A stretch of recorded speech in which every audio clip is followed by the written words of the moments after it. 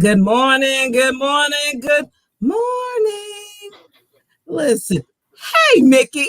Good morning, Miss Burns. Good morning. How are you? I can't complain.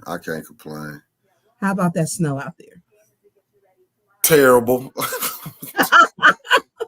Listen, listen, and it's cold. Listen, and if Stephanie, listen, I cut my heat up to 72. I'll never do that. It's cold, it's snowing. And listen, if everybody is tuning in, good morning, good morning, and good morning. If you could please click like and share, as well as we will be doing the same thing on this wonderful Saturday morning. If you are listening to this, then you were blessed that God woke you out of your slumber to see another day. So listen, we're going to just do, there's a lot going on. So we're going to do some hot topic. But I want everybody to click, like, share, subscribe, and then also donate to $810 News Media Group. Help us keep the lights on. Help us keep the lights on. So if you can click, like, share, subscribe, because we need viewers, y'all. Flint is not unique. There's a lot of places like Flint. And then if you're feeling generous this morning, donate $5. If we got 200 people on here and they donate $5, that will help us keep the lights on. This is an independent news group. We do it, ourselves. It's it's a variety. You get a variety of opinions with people who are affiliated with associations and groups, and some people who hold elected seats. So click, like, share, subscribe, and then if you like to donate, $810 News Media Group. All right, Mickey. Yes, ma'am. Listen, and that is not a perfectly manicured fingernail. Oh. This hand ain't either, okay? Okay. Right. I can't see him. Yeah. Listen, I don't have time to sit in the salon like that, but I think that I was told she had a perfectly manicured fingernail. I'm like, and you know what that is reminiscent of, and I'm gonna get into. I didn't want to start off like this, but we gotta do a little bit of house cleaning. I know we were starting off with some other things, but I'm gonna get back into that. Put up. Now I know this may have been controversial for some. I do support RX Kids. RX Kids enrollment is open. If you know someone who is pregnant, who is going to have a baby, and it's for everyone. Anyone who has a baby in the city of Flint, lives in the city of Flint, call RX Kids. RX, can you blow it up, Mickey? Yes, ma'am. Hold on 1 second. I got you.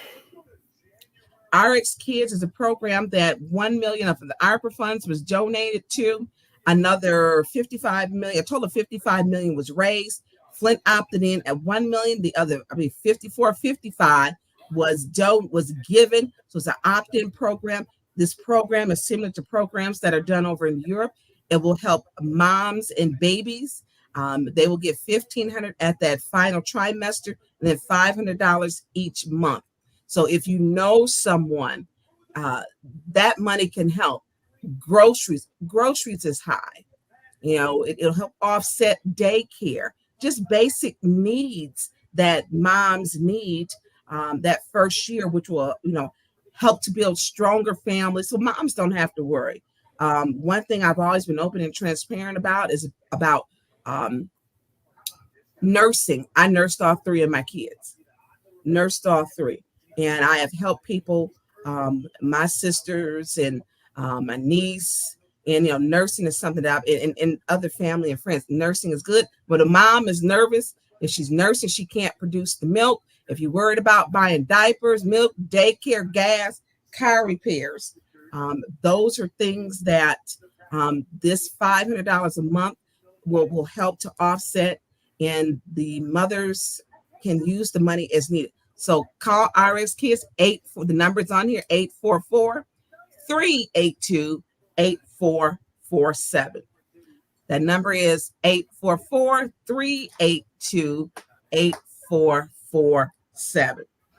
Okay, Mickey. And I also want to share with people, and I did not put this up, but hypertension. Hurley has received a grant One of my meetings we had on Thursday, I had a blood pressure taken, and mine has been a little high lately. And so Hurley has got a program that you can get a heart rate pulse monitor. I'm sorry, you get a blood pressure machine. You can get a scale, and you can get. There's another machine that they're giving away for free. And I'm a get. I didn't do the flyers so that we can put up, but the number patient resource and community advocate is for they call her Nurse T, Tarnisha Martin, and I don't see her number on here. I don't see Nurse T's number on here. Okay, she's got this little Google. Oh, here it goes on the back. Patient resource and community advocate. If you need to reach out to her because they're giving these things away, everybody. And if you want to make sure you're healthy, it talks about hypertension, what's normal for our blood pressure, and so on.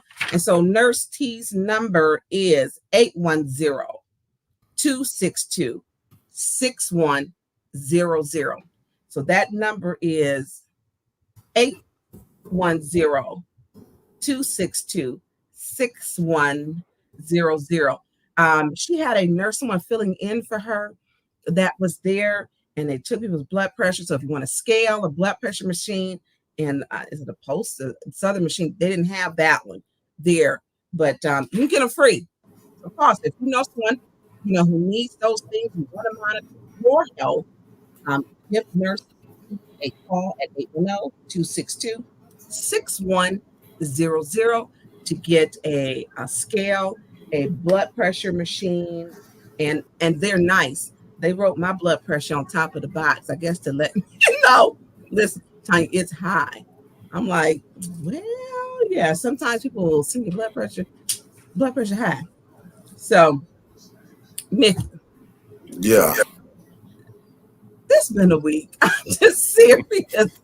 We are coming up on Dr. King's birthday, coming up, celebrate the King holiday, which is always a beautiful holiday. And matter of fact, it'll be on Monday that we're celebrating the late Dr. Martin Luther King, who was a phenomenal man. I know a lot of people would say, and I said too at a point, that's not the only greatest Black person, because that's the only person we knew about going to school and learning in my adulthood, because Black history has not really been celebrated with all of the accomplishments that Black people have contributed to society and to the world. But Dr. King is a phenomenal man. Yes, ma'am. This Monday will be the King holiday. I will be celebrating, as I do. I kick off celebrating Black History Month starting the 15th of every month. Dr. King's birthday begins my Black history, because February is they gave us the shortest month of the year, but it is a leap year, so we get one extra day this year. February got 29 days this year instead of 28. And so I celebrate all year long, that I'll, because our history needs to be shared, especially when they're trying to wipe it out, like banning books and taking books. They don't want to talk about slavery. Slavery is real. And speaking of that, I think my colleague, Eva Worthing said we all came here on separate ships, or we all on the same ship. I'm like, y'all men came on the Mayflower. My ancestors came on a slave ship. I mean, they was on the top. We was at the bottom. That part. I'm like, what part? First, when she kept misquoting she quoted Dr. King, which was disgraceful. Then when she said, we may have all, we're on the same ship now. Do you not understand your history? That is some things you can't say. Oh, I'm sorry. She can, like the word ghetto. Like Black people are a cult. The Amen Choir. But she wants to talk about Dr. King. And listen, let's get on to another person. And we're going to do this real quick. Let me say this. I got a text message last night, and then several text messages. But let's start off with getting some of the things out the way. Let's put up the little mess with Doug, because I want everybody to know. I ain't get that one. Hold on. You didn't get that one. Yeah. Oh, you're gonna have to go to Flint Politics Reboot. Got you. And pull that up. I got you. Give me 1 second. And here is the thing. It is so important now that we make sure we stick together, because people prey on the fact that we won't. And it's not just to say Black people or for women, but it is for the good of the whole. That we are, whatever your goal, if it's for the good of the whole. And we're getting some of these people who will skip up to that podium and will say anything to get what they want. And they will give a false perception of who they are.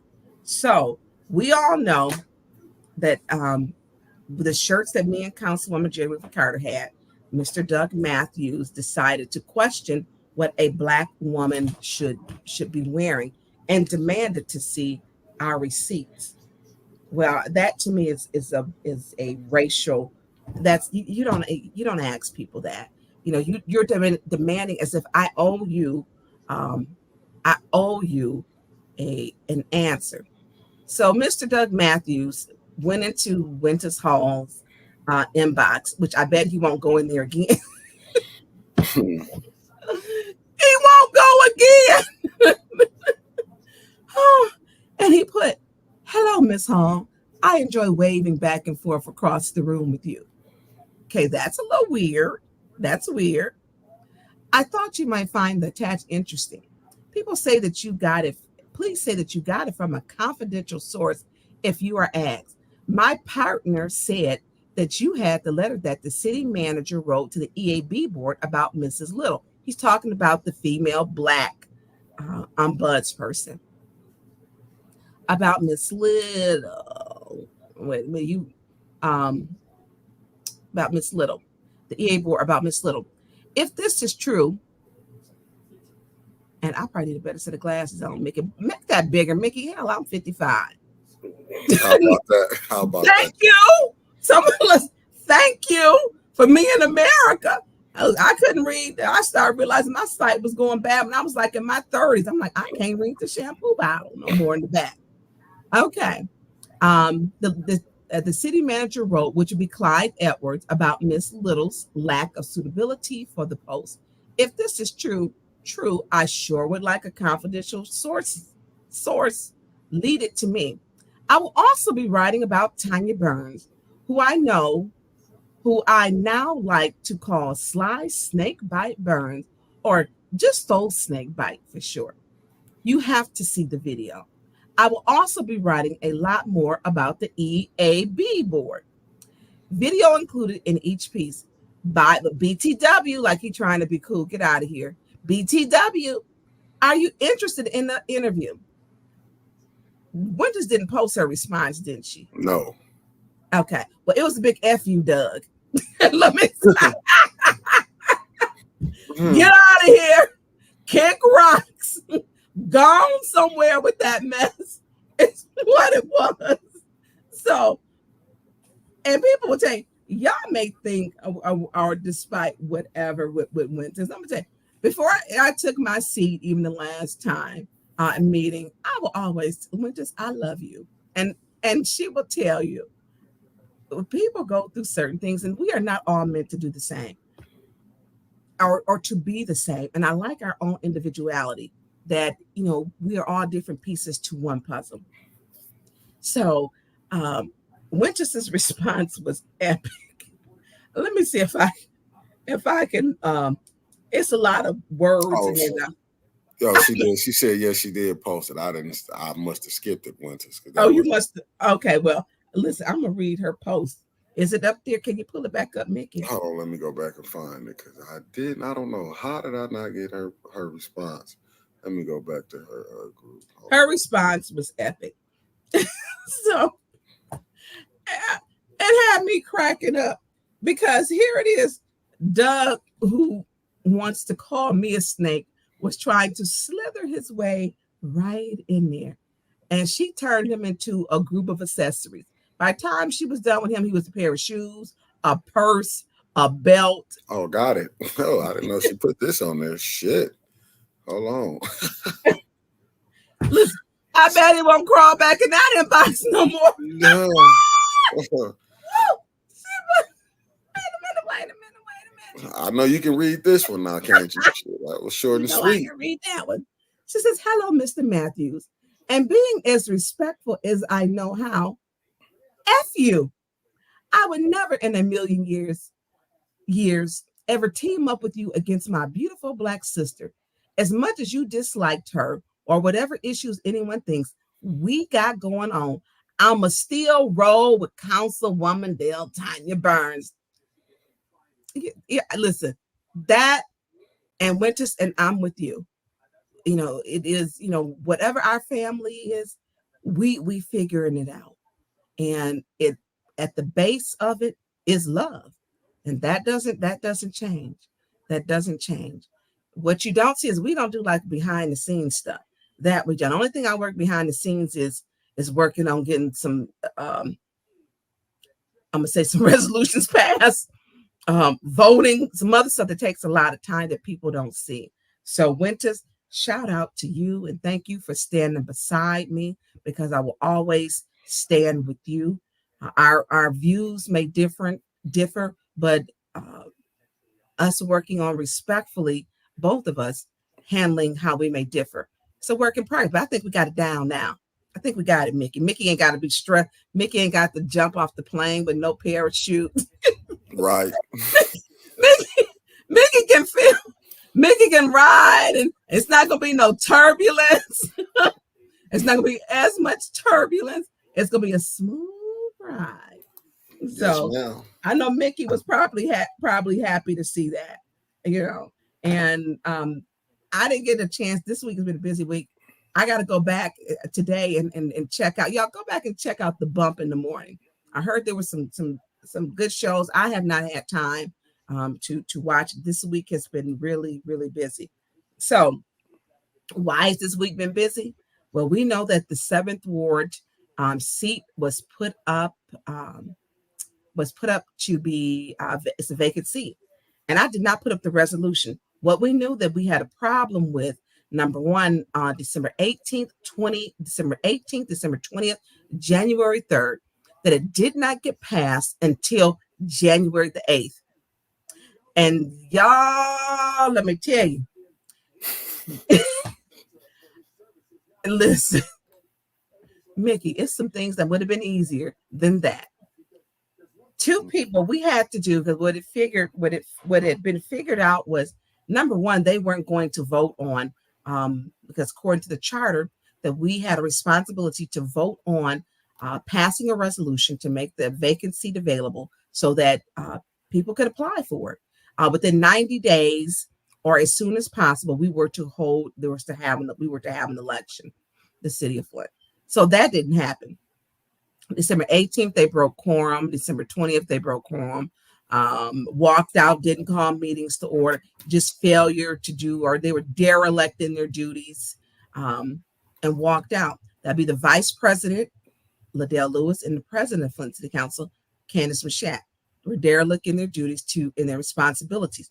They did not call meetings to order, walked out, went home, broke quorum, got on the elevator, and left. Why? One, and there's some serious things that weren't handled that we have to deal when we get into those deadlines. One was the fact that that resolution was not passed. Now, when that resolution was brought onto the floor, Candace Mashat, 7th Ward appointee, pulled Attorney Kim to the back and gave him a tongue lashing.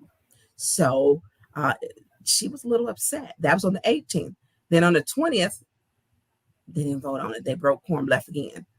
The 3rd, they just didn't show up on the 3rd.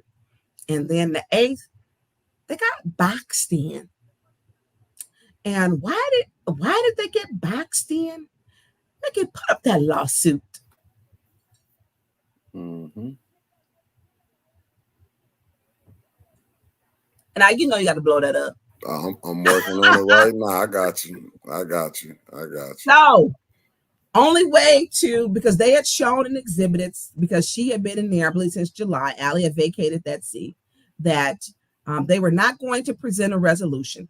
Councilwoman Liddell Lewis had stated she didn't want to have the meeting until August.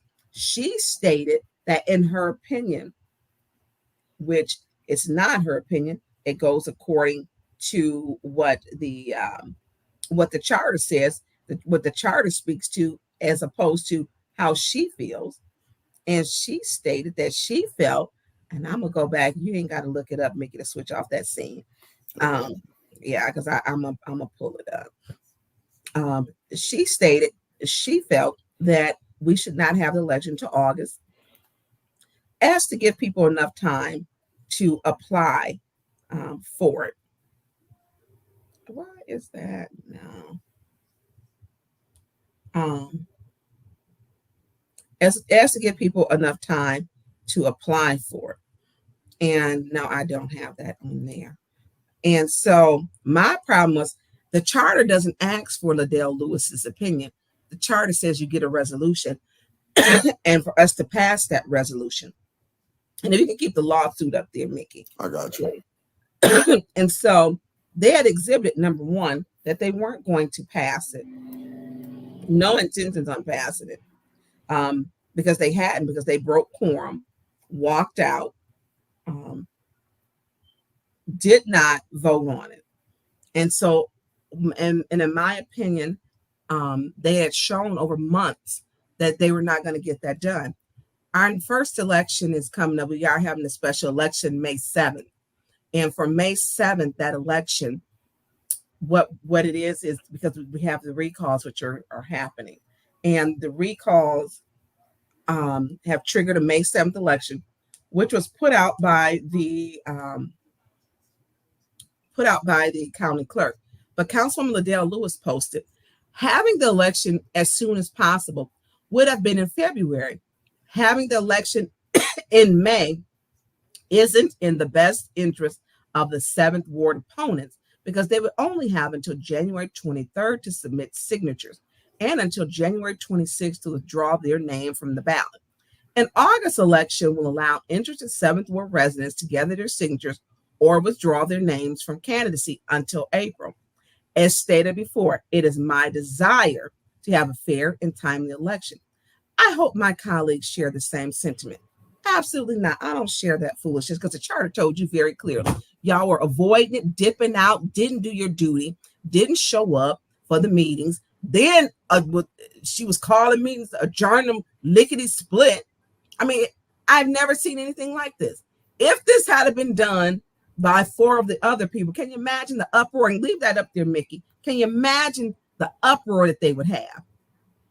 So what do we have to do? So I have been talking and speaking with the city clerk and then also our city attorney, because we need to make sure we're in compliance with the charter. So the only way to make sure we got that seat was open, because they were going to keep, kicking the can down the road, breaking quorum, putting it at the end of the agenda. The only way Attorney Kim had stated, and I was speaking with the county clerk, was that there would have to be an injunctive order filed. Attorney Kim had stated at a point he wanted to have the election. So the election is going to be in August, and then we'll have November. That's not your choice, Attorney Kim. Just like it's not Liddell Lewis's choice to choose the election. The charter is very clear. It's not ambiguous. There's no ambiguity as when to have it, because it tells you as soon as possible. As soon as possible was triggered by a May 7th election. So that's when it should be on. So what happened? 2 plaintiffs who properly reside within the 7th Ward dropped that Monday morning, and then injunctive order. Complaint for declaratory judgment was filed in the 7th Circuit Court of Genesee County. The plaintiffs were Mercedes Kinney and Janet or Jan Marie Arpa. Plaintiffs Dominique Clemens in his official capacity.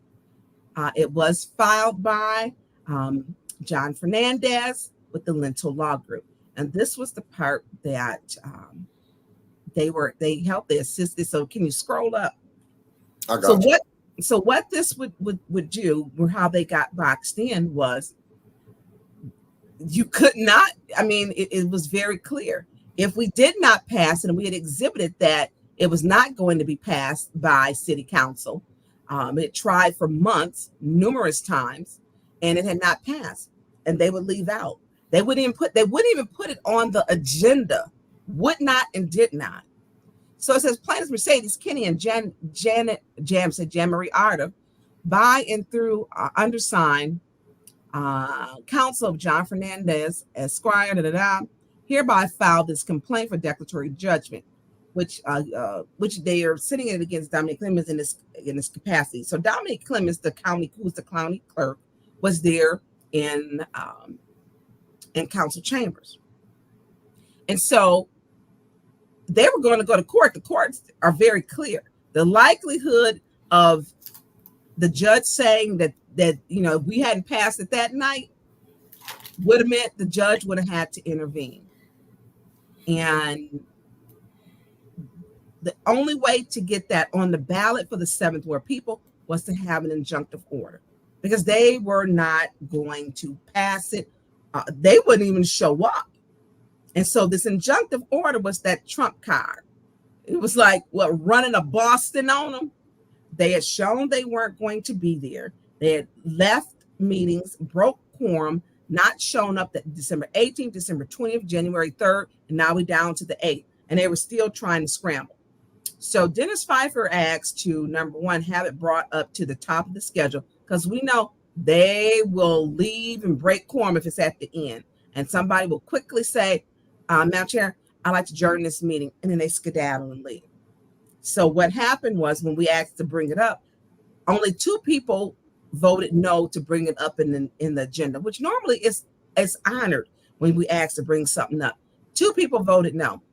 7th Ward Candace Machat voted no to bring it to the top of the agenda, and so did Liddell Lewis. Those were the only 2 no's who did not vote to bring it to the top of the agenda. And so they got boxed in. This was going, either you vote on it and look real bad for not following the charter and you have to have an election, or we take it to court and you look even worse, because it had been dropped. There was nothing that would have stopped them from the judge from granting this. And so they were forced to do their job, So at the end of it, Candace says, "Oh, I'm so glad that this is finally done." Now stop that. You just voted no to move it up to the top of the schedule. You are not tricking people with that. You didn't show up the 18th, 20th, the 3rd, now it's the 8th. Come on. So they have to box them in to get the election for 7th Ward. I feel very strongly 7th Ward should be electing their own person. This should have been done. It should have been done. That her election should have been in February, and that would have been the primary. And the general election should have been in May. That didn't happen. So 7th Ward seat is now open. This was the 2 plaintiffs was Mercedes Kinney and Jan-Marie Arpa, who both those women served their communities. Both of them served their communities very well. Both of them are engaged in the process. Both of them show up to city council. Now, if you want to know who Jan-Marie is the lady I have said, if I can't ever speak, let Jan-Marie be the first person to speak for me. She's a lot nicer than some of my other friends who would speak for me. Jan-Marie's words are a lot nicer. She is a very eloquent, well-spoken person. She is a very cultured person. And so her and Mercedes are on the ballot, they were on that lawsuit. Mercedes was going to run. She's decided to not run. Put up the picture who is going to run. I got you. Give me 1 second. Let me get over here and take this out. I got you. So in the process, when we look at who is now running that I know so far, and I like how people are saying, we're not going to put a bunch of people in the race for our person. Jan-Marie Arpa is running. Now, for those of you who have watched, she's very well spoken. She will bring something so great, I think, to the seventh ward. So when the seventh ward was splitting, where they were taking pockets of Black people out, seventh ward is in the culture center. It's called the culture center. Some people were culturally removing the people of color. Jan Marie helped to organize. They were taking out Evergreen Estates, Evergreen Valley, Lapeer Park, and Elm Park.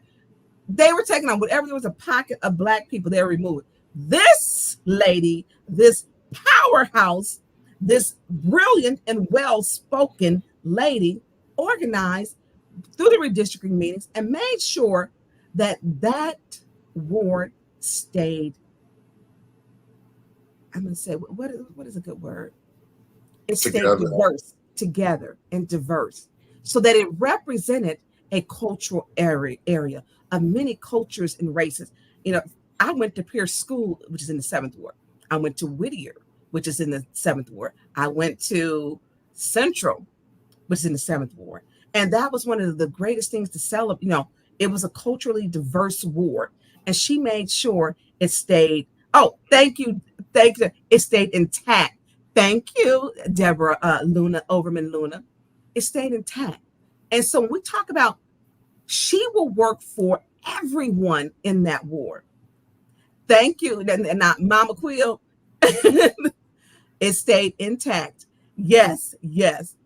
And so when you get someone who understands what's going on, and that she's not voting for in a block, which a vote in the block is dangerous. That, to me, there's stuff that's going to pass, like the $40 million that's passed, that went into the general fund, passed.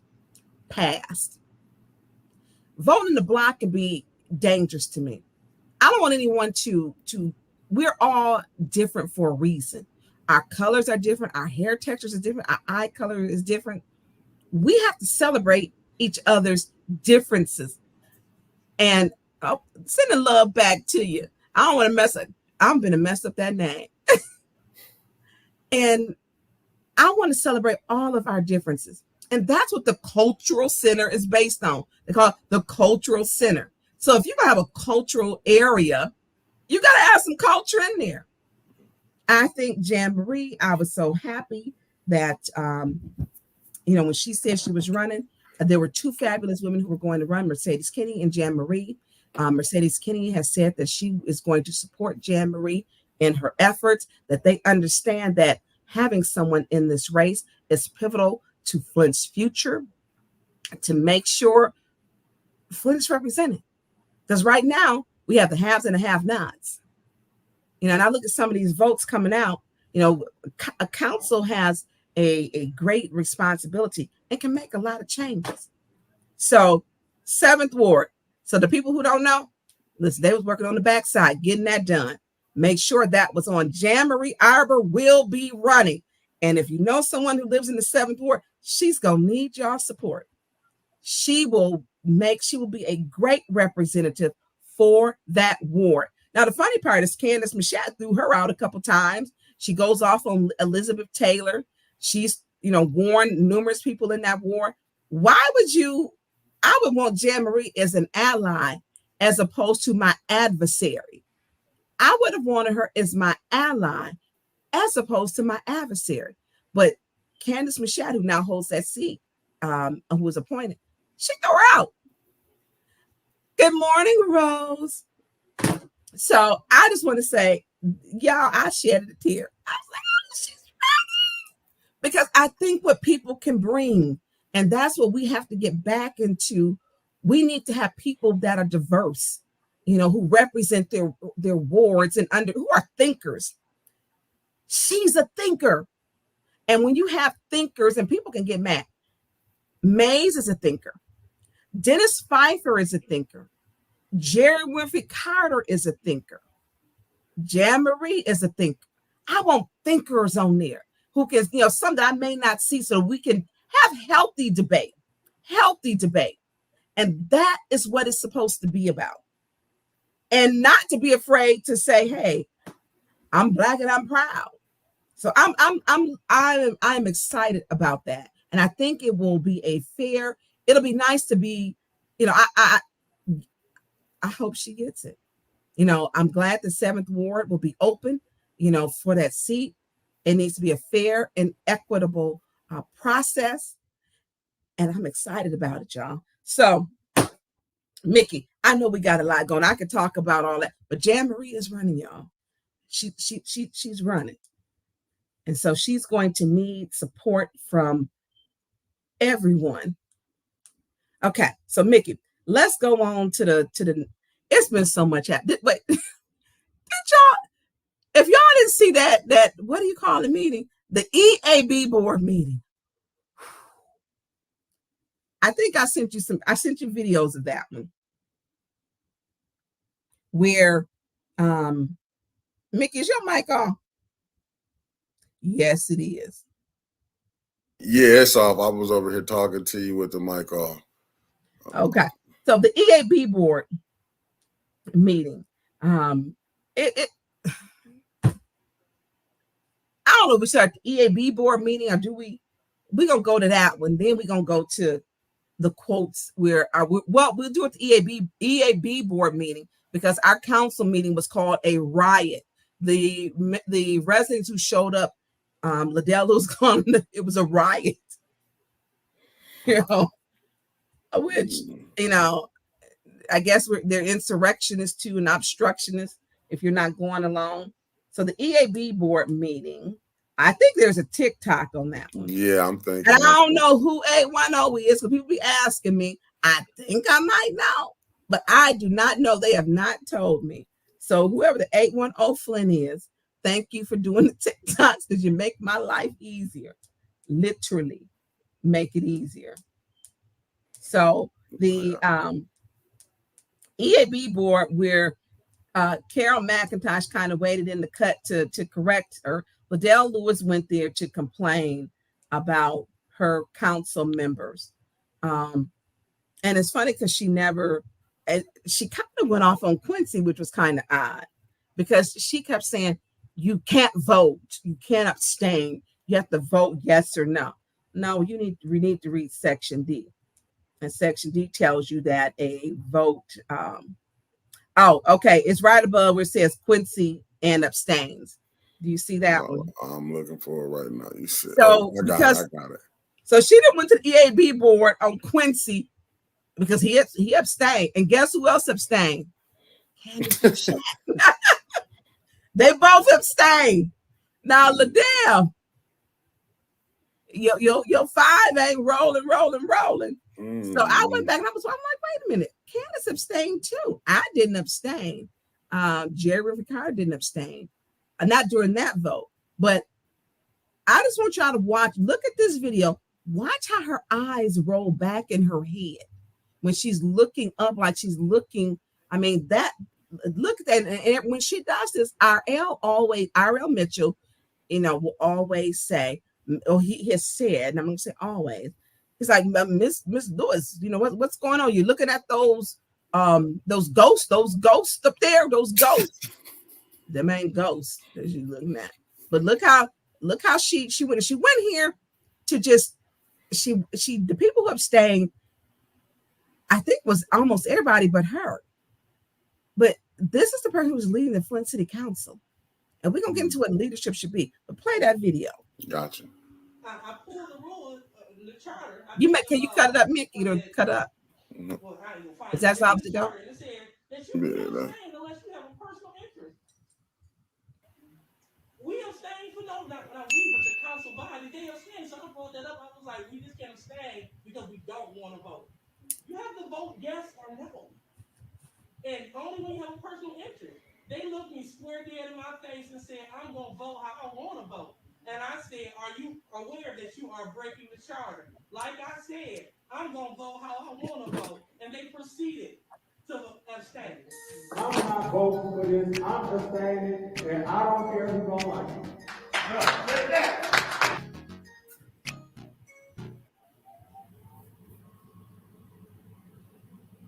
Okay. She went all the way to the ethics board to talk about abstaining. And they looked me square in my face. They was breaking the charter. Liddell, underneath the ethics section, You broke the charter when you took that $1,500 check. That is a break in the charter issue that she should have went to her cell phone. She took that $1,500 check, then she turned around and voted to give Ashley Capital a $72 million tax abatement. Then she turned around to vote to give Ashley Capital $3.5 million. That's a charter violation. And then she's got a resolution in to get $50,000 and didn't disclose to the council or to anyone else that she, in fact, is originated the Cyrus Park nonprofit to receive $50,000. It's got her name on it, Liddell Lewis, that she was the president and the director. Now, she changed it when we found out about it. But she's got $50,000. Like she said, oh, we gonna get our money. Speaking about her and Candace Mashat. Candace Mashat is getting over $300,000. Liddell Lewis from her her nonprofit she's affiliated with, and then Liddell Lewis is getting, she's set to get $50,000. So she went to the ethics board, but she probably should have went on herself. She is completely unethical, and she's worried about abstaining. Now, Quincy abstained, and then did Judy abstain? I think Judy ended up abstaining during one of them. So she bullies people. So she's bullying those like, I'm going to go to the ethics board. She went. In her mind, her thinking process is very obscure and flawed. So she went there. She unleashed on everybody. She unleashed on Dennis Pfeiffer. Dennis Pfeiffer went there. Dennis Pfeiffer rolled up. It was like, I'm sorry. Dennis Pfeiffer was like, not today. And he was very nice. She's trying to portray him as violent. He broke the city material. No, y'all put up he didn't take it and throw it across the room. She needs to stop that mess. We have pictures. Stop gaslighting. Stop gaslighting. Stop lying to people. Liddell Lewis, stop lying to people. Did it break? Yeah, but it shouldn't have been up there. I mean, they're flimsy. They were some rigged up, homemade cubicles that they were making because they didn't want the cameras to see. I'm like, there's cameras. They were in that room. And if you don't want cameras or to be seen, you probably shouldn't be on council. Simple as that. And so she went into the ethics board, and y'all know Carol McIntosh does not care. She does not care. So as Carol was talking, Liddell Lewis was interrupting. And Carol was like, oh, it's not about to be no back and forth. Because Liddell demands respect, but she doesn't give it. She does not give it. She will give shots during our council meetings all day long. And you know, she was calling people lawless during our last meeting. She don't care. So this is the leader of the Flint City Council. So do we vote? No. I mean, she has a problem.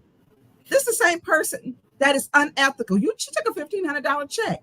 She walked out on the Mitchell boys, then said that didn't happen. Well, the video shows it did. The video shows the only thing we saw was them Reeboks headed out. She cussed out Pastor Thompson not once but twice. She cussed out Maurice Davis inside of a Flint public school, called him a bitch and a hoe. Now, this is the president of Flint City Council. She wants respect, but doesn't give it to anybody else. Pull up what makes a good leader, 10 essential qualities, because she doesn't get it. She's incapable of bringing that Flint City Council together. It's just not going to happen. She is disrespectful. She's not truthful. You know, the thing that really got to me when I first really peeped who she is, she will lie to change public opinion. Now, Councilman Mays is very controversial, but don't lie. You know, she said, he called me a mother effing B. I said, what? Yeah, he called me mother effing B. I said, would anybody hear it? Yeah, Judy heard it. That camera and that journalist over there, they heard it. I said, are you serious? She says, yeah. So I asked when we got up there. We were sitting in our seats. Cameraman said it wasn't true. The journalist said it wasn't true. Judy said, no, Tonya, I never heard that. Because I told her, I said, you would have defended yourself. So she lied. Anybody that will lie and didn't mind, because Mays is controversial enough about himself. You go back with it, he gonna tell you how he feel. He don't care. But what he did not do was call her mother effing B. And she lied to try to sway the opinion, or to me and to others, of him. That's not something she should have done. What makes a good leader? 10 essential qualities. Can you blow that up a little bit, Mickey? You know we got you. I got you. Don't worry. Mickey act like we got 20/20 vision. Yeah, you're right. I'm sorry about that. I got you. What are 10? What makes a good leader? 10 essential things or qualities to learn. Number 1, they must communicate clearly. We don't have that with our leadership, with our president and vice president of the Flint City Council. They do not communicate clearly. They're not able to keep their feelings and emotions out of it. Now, here's the part. They really feel when the camera is on, they're one person. As soon as the meeting is over, they're a whole nother person. Not to say that during the meeting, they're a great person, but after that meeting, oh, they just all out, just crazy. Candace Mashat will cuss y'all, tell y'all, and call me a hood rat. I'm like, oh, young lady, you just do not understand, do you? You don't get it. They communicate clearly. Go to the second one. This is what makes a good leader. They're passionate about their work. A good leader is passionate about their work. That means you care for, when you are the president of Flint City Council, you have to care for the entire city of Flint. You got to find a way to work things out. Liddell had a missed opportunity when Quincy Murphy and Dennis Pfeiffer, which I told her, I did a point of order. I don't know if I got a warning for it or not, because if I give a request information, a point of order, that's a warning, which I did end up with a warning. I don't remember what my warning was for. She had a perfect time to talk about how do we fix the homes that have been taken by the land bank, by linking up Councilman Murphy and Councilman Pfeiffer, because it is both a passion. I told you should create an ad hoc committee, let those two work on it, and that will create, that's going to create a different relationship of those two men working together. Missed opportunity. She should have did it, but if it's not her idea, she's not going to do it.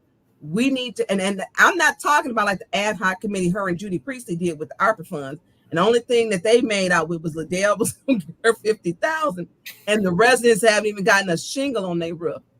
So number 3, they don't care about being popular.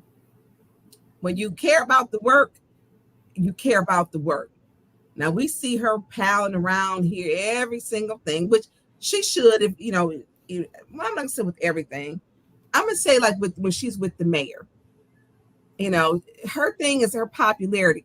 Now, when she talks, she'll tell her residents, Liddell Lewis got office hours. You come see me during such and such, and don't call my personal cell phone. You call my city phone. Well, you know what? You often don't answer that because they're calling me. They keep open minds. The leader must have an open mind. They work for their employees, which she should be working with her council people. They respect this. Number 6. They're positive and encouraging. Absolutely not. She went to that Ethics and Accountability Board and lit us up. And she got me, and that would include Judy and Quincy because they abstained, or Judy and Candace. If you don't do what she says, she's going to admonish you and come at you. So what is she doing? She's creating a record. They respect others. Liddell does not respect people. Listen, y'all, she be telling Mays off underneath that mask. She's been doing that since COVID. And sometimes it was caught. You could hear her. She would be lighting them up, just talking crazy. She done pushed this chair. She done ran up on me after a meeting. It was all wrong, but she was defending the wrong thing she thought for Eva Worthing was wrong. And the police officer had to intervene to tell her, stop, be quiet. She didn't. She just kept going. And her mind, she just keeps going. She can't stop. And so she didn't stop till the officer had walked her and said, shut up. Oh, okay. She just got into his own. Something is wrong with her. They build relationships. You would think she would have built a better relationship, and because she's had the opportunity. She came in, her and I we were speaking. It was a decent working. She didn't tow the relationship up. Not only that, she was sharing false text messages where she put up about my daughter with that fake page. And she knew it was a lie. She doctored up a post and sent it to the pastors and said, I was going to talk about her and Eva, knowing it was a lie. Liddell Lewis is a liar, habitual and pathological and chronic liar. She can't help herself. She sent that fake text from the same person, which must be her, but they called my daughter Monkey. And by the way, y'all, she getting a ride to city council every single week. You want to know where that one officer who may not show up? He's there making sure Liddell Lewis gets a ride to and from Flint City Council. That should not be happening. They lead by example. A great leader is going to lead by example by building relationships, doing the work. We don't have that, not in our leadership. They walked out of our vice president, walked out, broke quorum, didn't show up out of meetings December 18th, December 20th, January 3rd, walked out. Number 10, you never stop learning. You never stop learning. A good leader understands you will always, you can learn from little kids. My little niece, when she here in little London, the one I brought, I learned from her.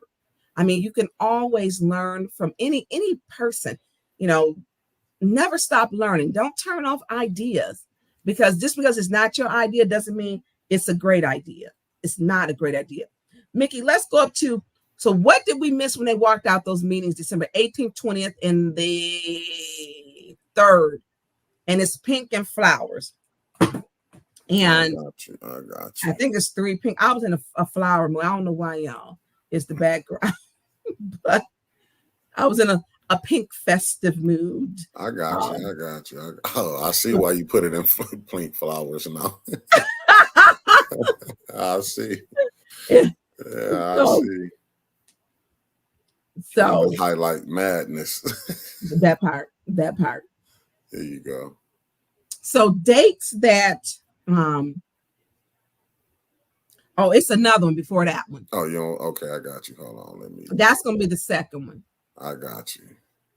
You want this one right here. Hold on.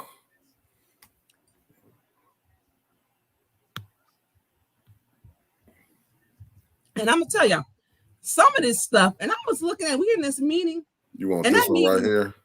Nope, and I don't think we're gonna have time for that today. I got you. Hold on, you got a bunch of them. I know. Yeah, I'll be busy. Let me find this one for you. It says dates that council members Liddell Lewis, because we have to put names on what they doing. Got you. And so I try to make it easy. Here you go. I got you now. Voila. I got you. Here we go. And don't be trying to put in that little itty bitty font, okay? I here you go. This one, right? That one. Got you. Okay. So can you blow it up, Mickey? We may have to. Yes, ma'am. I'm finna blow it up for you. So it says dates. Thank you. So it says dates that council members Liddell Lewis, Candace Machette, Judy Priestley, Quincy Murphy, and Eva Warning walked out, broke quorum, failed to show up for the meeting of council, and got on the elevator, and they did, and they got a police escort. Now, Metcalf is no longer in council chambers because he did not arrest Councilman Mays fast enough. He has been relieved of his duty, still works for the city of Flint.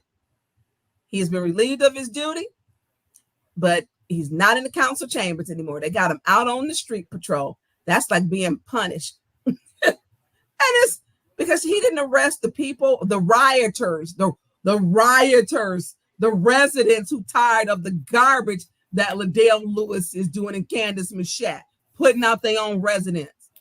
So he's not there. So the dates that they left, December 18th, December 20th, January 3rd. All of the unfinished business was placed on the agenda for January 8th, 2024. The agendas from 2024 council members Present to do the business was Winfrey Carter, Pfeiffer, and Burns. Mays is out on a 90-day extension, which I won't talk about his case, but I do know that they're going to file an appeal, but I don't want to get sidetracked on that. But Councilman Mays was in council chambers, as he is as a resident, and literally he was walking, and Eva was following him with her camera. She really stalks him. It's weird. And it's on video. I mean, she's in her seat and she's following everything he does with her camera. Just strange. And so she wanted him to be admonished, because he was walking around. Point of order, Councilman Mays is walking around. He needs to take his seat. Girl, you need to stop quoting Dr. King. So what happened with the audience? Now, this is for real. The residents stood up and started walking around to show that they were symbolically standing with Councilman Mays, because she was just messing with them. So they got up, the residents who were in council chambers just got up and started walking around, because it doesn't stop with her. So it was symbolic that they said, you know what? There's nothing in the charter that states you can't walk around, and it wasn't like, you can't, that you have to stay in your seat like you on an airplane, buckle up, you can't get up, it's just ridiculous. So the next one, Mickey. So on those dates, so January 8th, we had that meeting. That's gonna be the next flower one. So what was missed in those meetings? Well, what was missed was we have a new set of tax reverted properties that went over to the county. Why? There was a deadline. What else happened with that deadline? Mayor Sheldon Neely got his $15,000 pay raise. When he took office, he had stated, Mayor Karen Weaver had raised the rate from $91,000 to $125,000. He had stated in the campaign promise that he was going to roll that back to the $91,000. Listen, y'all, that's a lie. It didn't happen. He now has another $15,000 that went into effect because it had a deadline for 30 days. And what happened was, because we weren't in session, because we didn't have a quorum. Why? Liddell Lewis, Candace Mashat, the president and the vice president of Flint City Council, along with Judy Priestley, the chair of the finance chair, Quincy Murphy, and Eva Worthy. We didn't have a quorum. They weren't there. 5 members failed to show up and to do their job. Quorum broke, didn't show up. It was all of that. And within that time, because it was past that 30 days, Mayor Sheldon Neely was given a raise. He now makes $140,000 per year with benefits, a benefits package. And he gets a free car that is on the, he shouldn't get, but it's on the police budget for Chief Green. He don't even have it underneath his own budget. So Mayor Neely gets $140,000. The tax reverted properties went over to the county. Why? That we didn't have a quorum. So the tax reverted properties, where I said that it's a missed opportunity, that Quincy Murphy and Dennis Pfeiffer should work together to make sure how we can help people to stay and to keep their homes. We could not pull any of those homes out. Why? They didn't show up. They broke quorum, didn't show up. So it was a missed opportunity. People complained about those 190 homes that they've been talking about, that the investor brought. This would have helped save that. We could have pulled those homes out, worked something with the residents to help save their homes. Didn't happen. So, because they didn't show up. So I think a lot of that. Oh, and also that 7th Ward was on there. 7th Ward was on there to vote to put that on for that 18th to 20th in the 3rd. So there were some important things by them not showing up. So if your council person was in those wards and didn't show up for those important things, shame on them. Y'all need to talk to your council people, because now Mayor Neely makes $140,000. So if we're looking at in the past 4 years, the mayor's salary has increased about $48,000 in 4 years. Average person, I think, in Flint family makes about $29,000. We have, I believe, according to the census, it's 30-something% of people live in poverty, but children, I believe it's like over 70% of children live in poverty. So the poverty rate in Flint's high, very high. And we talk about why we got those funds from ARPA. The second largest amount given to Michigan was to the city of Flint. First largest amount was given to Detroit. One of those reasons was poverty. And what has happened? We got 2 council people that are getting ARPA funds who have sent resolutions up to make sure that they get paid, that they get their palms greased. And that's their priority. Mickey, you off quiet over there. No, yeah, I'm just listening. So, and I know it's a lot. So that we are going through. So we're gonna put up, like I said, I don't know who the 8110 what's the name is, but we're gonna get back to our meeting. It was so much that happened in our meeting. And someone called and told me, they was like, Tonya, do not wear that red and black dress no more. I hadn't worn that dress in, oh my God, since October of 2022.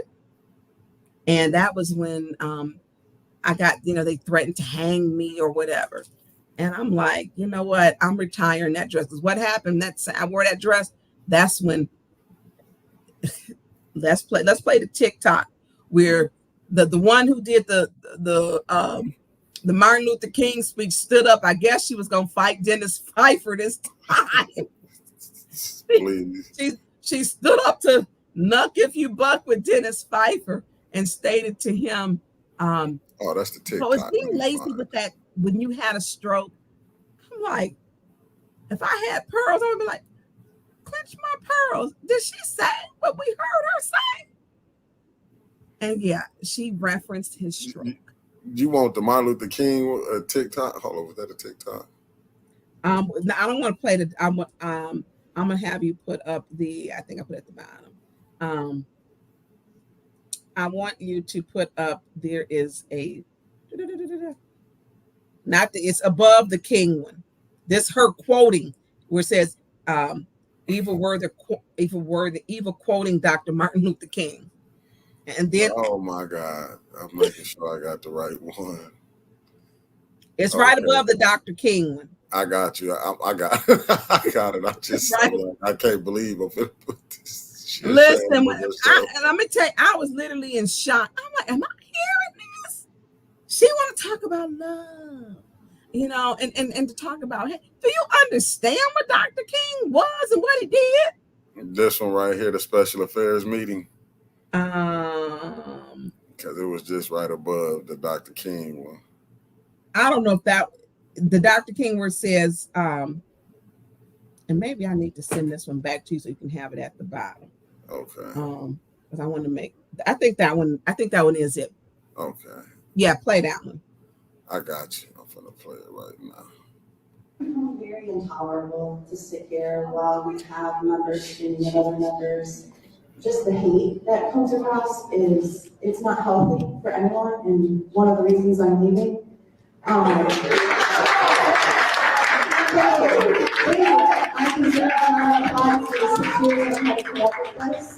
it's disgusting.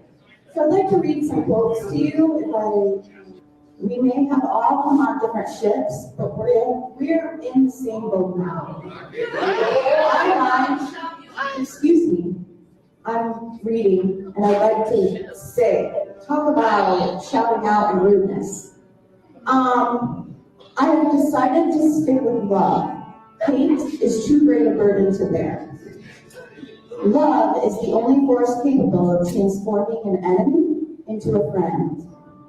The time is always right to do what is right.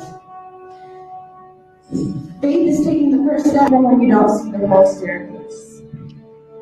Darkness cannot drive out darkness. Only light can do that. Hate cannot drive out hate. Only love can do that. Take a cheap at Negroes. Take a cheap at Negroes. Take a cheap at Negroes.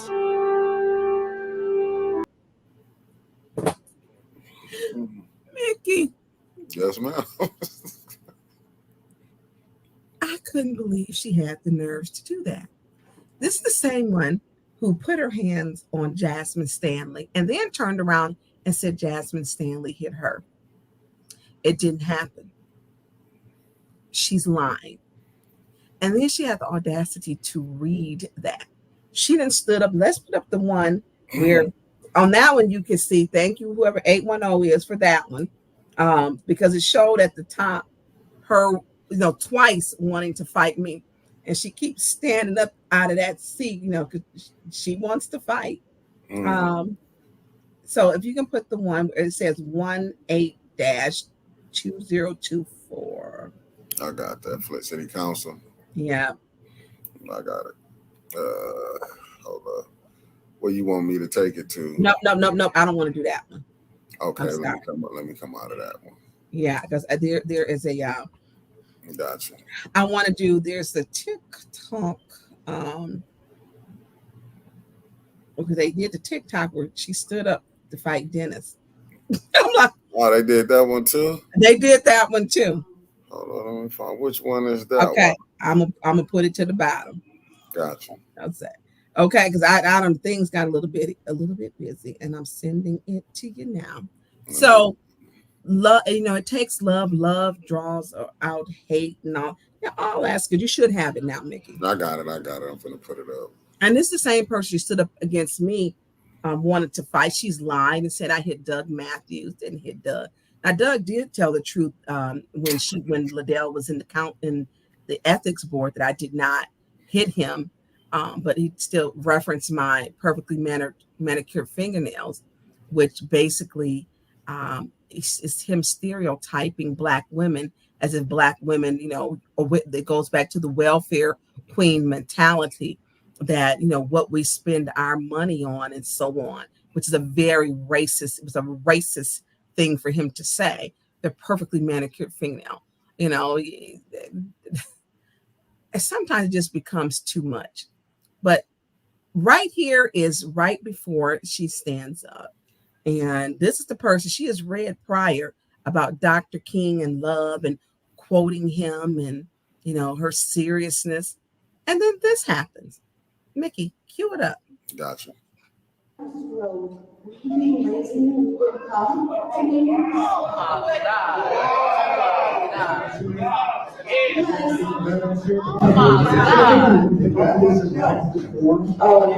Calling us lazy as members of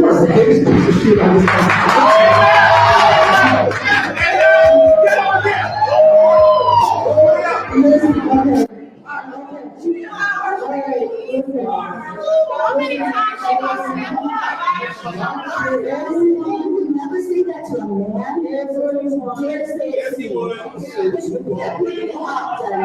Seriously, you're the show. But you're no man can talk to a woman like that.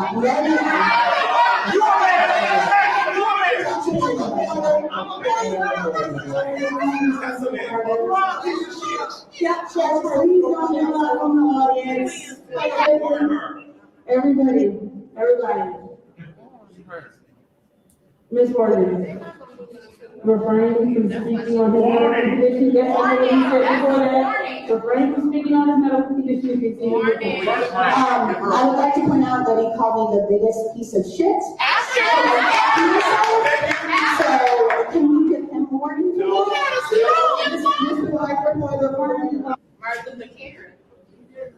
Please, audience, come to order. Thank you. Yes, ma'am. Yes, ma'am. Yes, ma'am, I agree. Let's please be mindful of the fact that there are children from your project who are currently watching this. Let's watch our language. Let's watch how we speak to each other in this word and continue. Thank you. So. No. Oh, wait. Nobody can work in these conditions. And, excuse me. Refrain from yelling out. This is ridiculous. And the behavior of Mr. Piper and his brother to me, the woman on council, It is absolutely disgusting. What's your point? She's not being germane to changing in amending this resolution. Okay. And I'm gonna review but Rule on rule. Okay, Mickey. So y'all saw it. 810 did that. Mickey, if you can do my camera just a second. I got you. Hold on 1 second. Yeah. Hold on 1 second. While I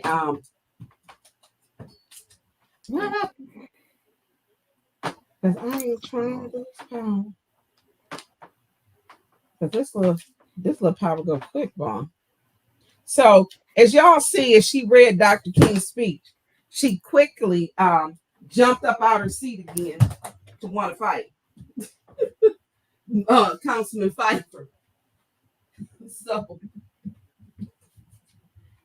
I don't know what it is with her, with this wanting to fight, which is something new to me.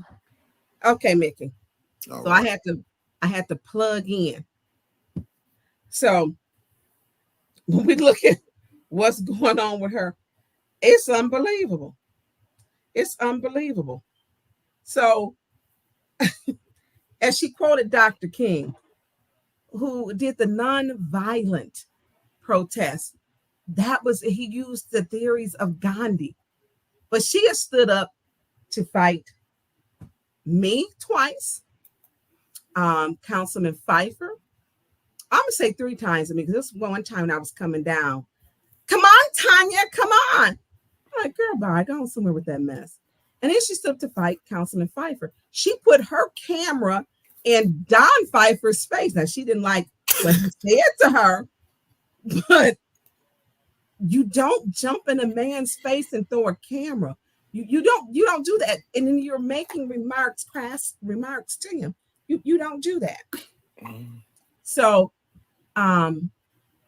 Mickey, I don't know what my computer doing. If it dropped, I'm a quick, they'll do it to my phone. Gotcha. But let's get into play the doc now. Let's play what real Dr. King is for. Gotcha. Thank you. Gotcha. He would roll over in his grave. Yeah. I couldn't believe. I was offended that she even did that. I was deeply offended. You ready for me to play it? Yeah, let's play it. Somebody told a lie one day. They couched it in language. They made everything black, ugly, and evil. Look in your dictionary and see the synonyms of the word black. There's always something degrading and low and sinister. Look at the word white. It's always something pure, high, and clean.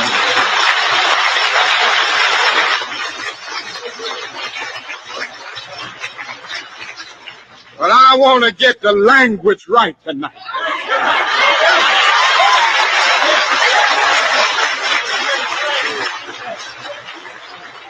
I want to get the language so right that everybody here will cry out, yes, I'm black, I'm proud of it, I'm black and beautiful. Now that's what Dr. King stood for. Eva has set out to make things about our black culture by calling black people ghetto. She said that the Amen choir. She know how people are in black, how we are about church.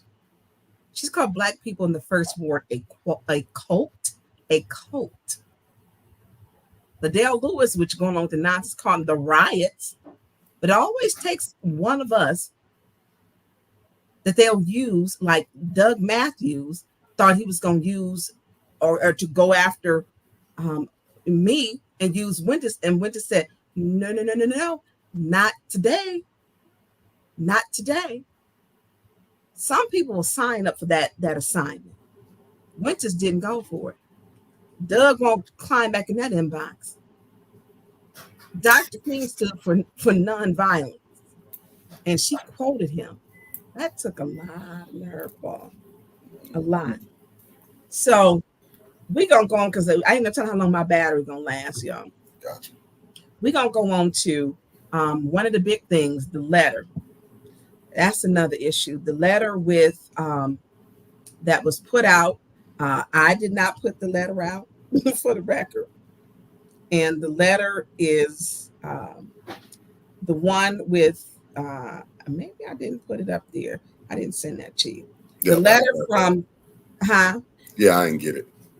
Okay, it's on Winter's put up. You can put up, go to Flint Politics Reboot, and it's on there. The letter to Davina and to Dominique Clemens, and the letter which is stating about. I know he's going to be on Tuesday. I think Tuesday, but here's some background to that letter. So with the ward boundaries, and I did request for clarity. With the ward boundaries, there is so much. It's convoluted. It's a convoluted mess at this point. So, are we serving the old map or the new map? Is what it gets down to. So, there are recalls that are in, and who do we serve? Do we serve our prior residents or our current residents?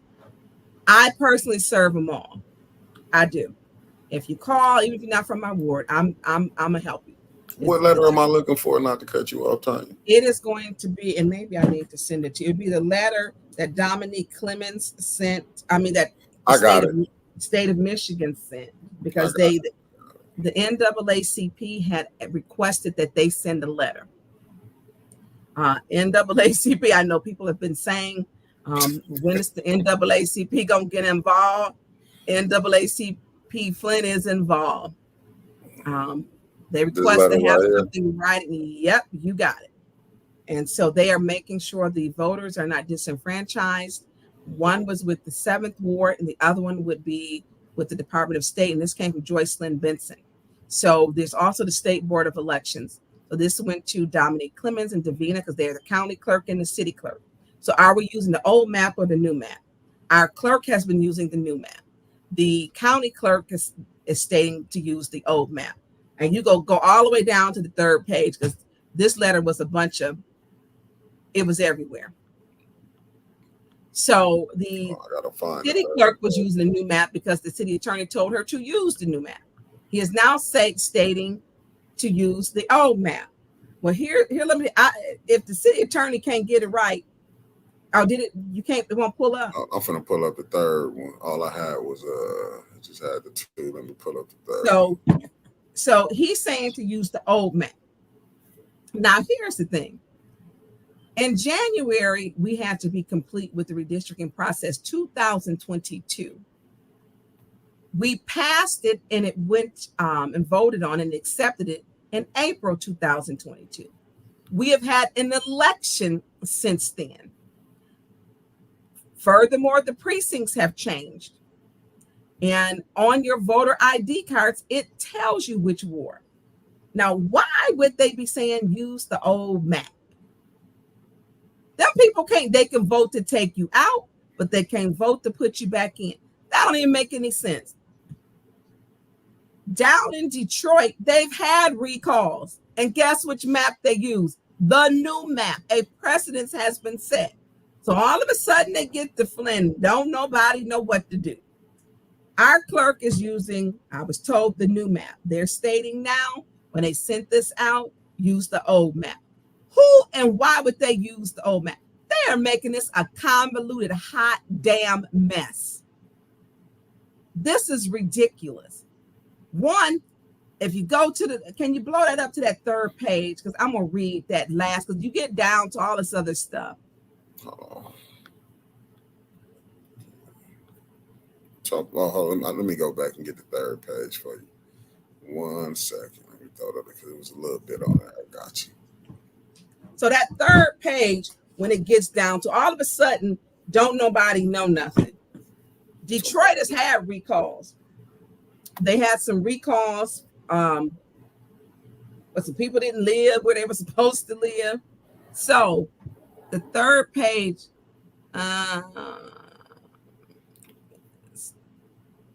is that the third page? Well, that's how. According to the Michigan election law, any recall or special election held for the city council districts will follow the boundaries for which officers held were elected in 2020.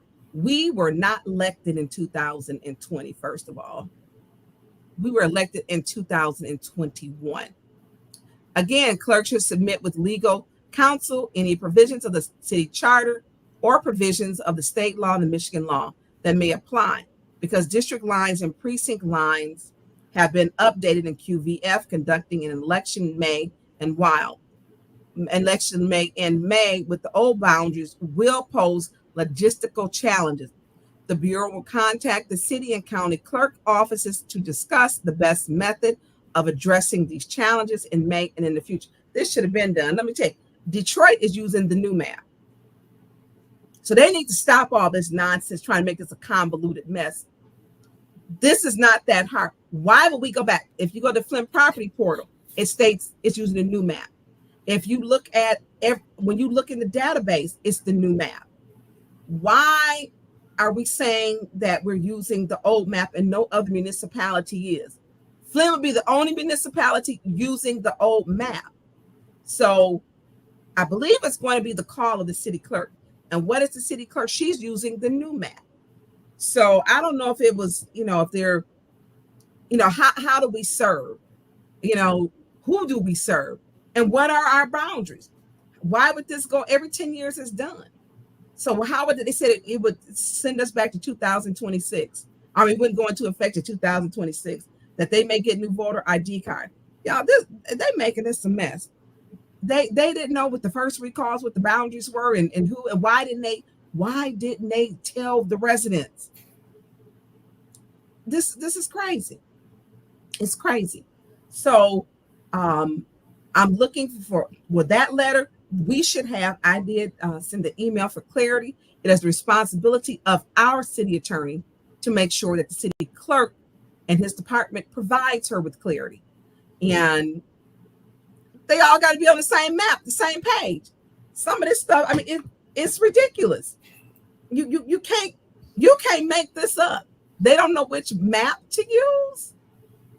So there should be, the state of elections has got to, there's something supposed to be issued from them, because that's really where you get it. Joyce Lynn Benson, the Secretary of State, is getting involved, but Detroit is using the new map. So why are we having such a difficult time? Like, oh my goodness, this is so difficult to do. Not just that, it's some other factors that are in there that are some wild cards. I mean, we got to look at who's in whose ward, and what lines are drawn. I'm not trusting this process, y'all. I'm not trusting it. And I'm telling you, some other stuff that's going to come out. And I'm not trusting this, because why would you change midstream? And throw this, monkey bar in there.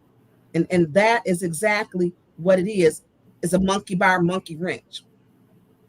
And it's not cool. It's not cool at all. So I'm going to move on for that. Y'all need to pay closer. He's going to be on Tuesday, but there should be something out Monday. And maybe on the morning bump might be a little late. We're coming on to Tuesday. Because Dr. King birth, so yeah. Okay, that's right. So I forgot about that. I don't know how I forgot about it, because I got some programs to be at. But I do want to say, with that, I serve everybody. But why would Flint be saying we're going to use the old map? I mean, come on now. That doesn't even make any sense. We look at some of the stuff that they do, and in supporting chaos, that creates chaos. We've had a new map in forever, and now we're gonna revert back to the old map. That don't even make sense. Everything has been updated in every system that has the new ward boundaries. And there have been recalls in other municipalities that they have used the new map. Jennifer Carter said we should be using a new map, and that's it. Hey, Miss Winfrey Carter. She put it on the floor. We should be using the new, put hers back up. We should be using the new map, and that's it. And that is it. Why would we go back to we're gonna go back and undo the process? Because I mean, do we get to redraw our boundaries? Because I got an area I wanna keep that was in mind. So do we go back and redo the? You had to accept what it was. We voted on that and we accepted the new map. Now the new map and the new boundaries don't matter. Come on, they need to stop the nonsense. And for the county clerk, come on, I need you to get that together, Mr. Clemens. Come on now. Now we don't need no help having anything else that's confusing, not in the city of Flint. And the city clerk and the county clerk should be on the same page. They should be on the same page. So he will be on Tuesday. What time is he coming on Tuesday? 9 o'clock. So he's going to be on. Yeah, when we start, he'll be on. Okay, so you need to tune in Monday to 9 o'clock to Tuesday. Get Mickey. And look, I should be happy about this 3-day weekend. Right.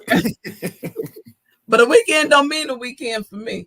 So, hopefully he'll be able to provide clarity, but a precedence has already been set.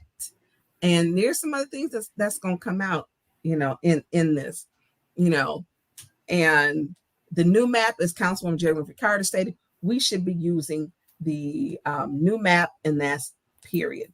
There's no other map that we should be using. Put up the map. I got you. Because how the boundaries changed, and this would really affect the recall. So if they don't know, the county and the city, which map you serve, it would throw off the recall. Not knowing where the boundaries would affect any recall, period. And it's going to confuse the citizens when they call in to get help too. It's going to confuse them. So when we look at the map, let's say for Second Ward's map, which overlaps a big part of my ward change. So Second Ward would go, what is it? Pearson Road used to be this is the old map. Used to be Pearson Road. Now it's down to Stewart Street. And then it would go all the way down to a portion of Welch, like Welch and Ballinger, and then it would do Bagole Street. Now it goes all the way to Flushing Road, from Welch all the way to Flushing Road. So there's some huge changes. I happen to still serve all those people in the new map. In the new map, that was the old map. That was my area. Have a great rapport with the people over there. They call, I answer, I still serve them. That's just what you're supposed to do. And then the old map went down to ML King. Now it goes to industrial for the Second Ward. So that's how would it affect that recall? Big changes. Used to go to ML King, now goes to industrial. Went from Pearson Road, now it stops at Stewart, and not all of Stewart Street. And then it goes all the way down to, if you raise, I don't know, maybe that part's cut off. It goes all the way down to, can you scoot it up a little bit, Mickey, the green? It goes all the way to Flushing Road, that's now in the green. And so it picked up that area.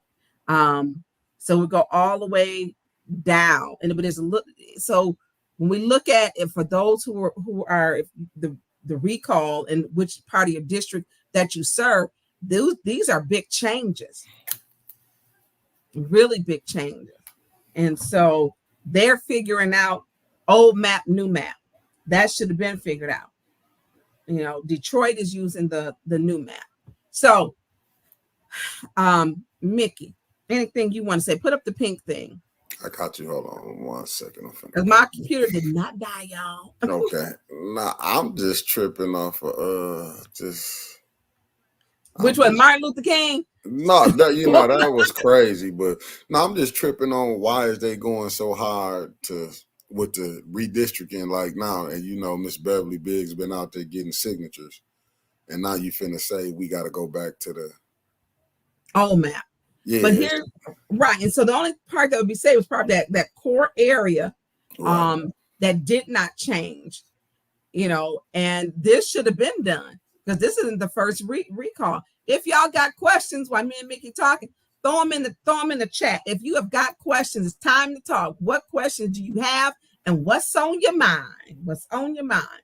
And so it really is because the first recall with Liddell Lewis, there weren't enough signatures.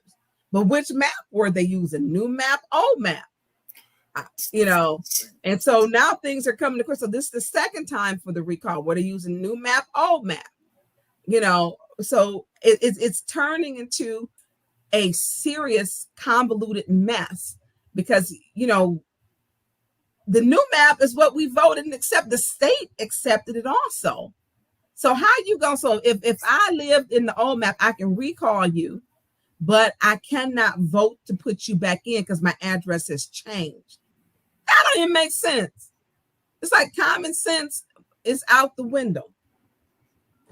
And so that one, this week has been a lot. Last week has been a lot. When you got people who are comfortable with chaos, they will create chaos.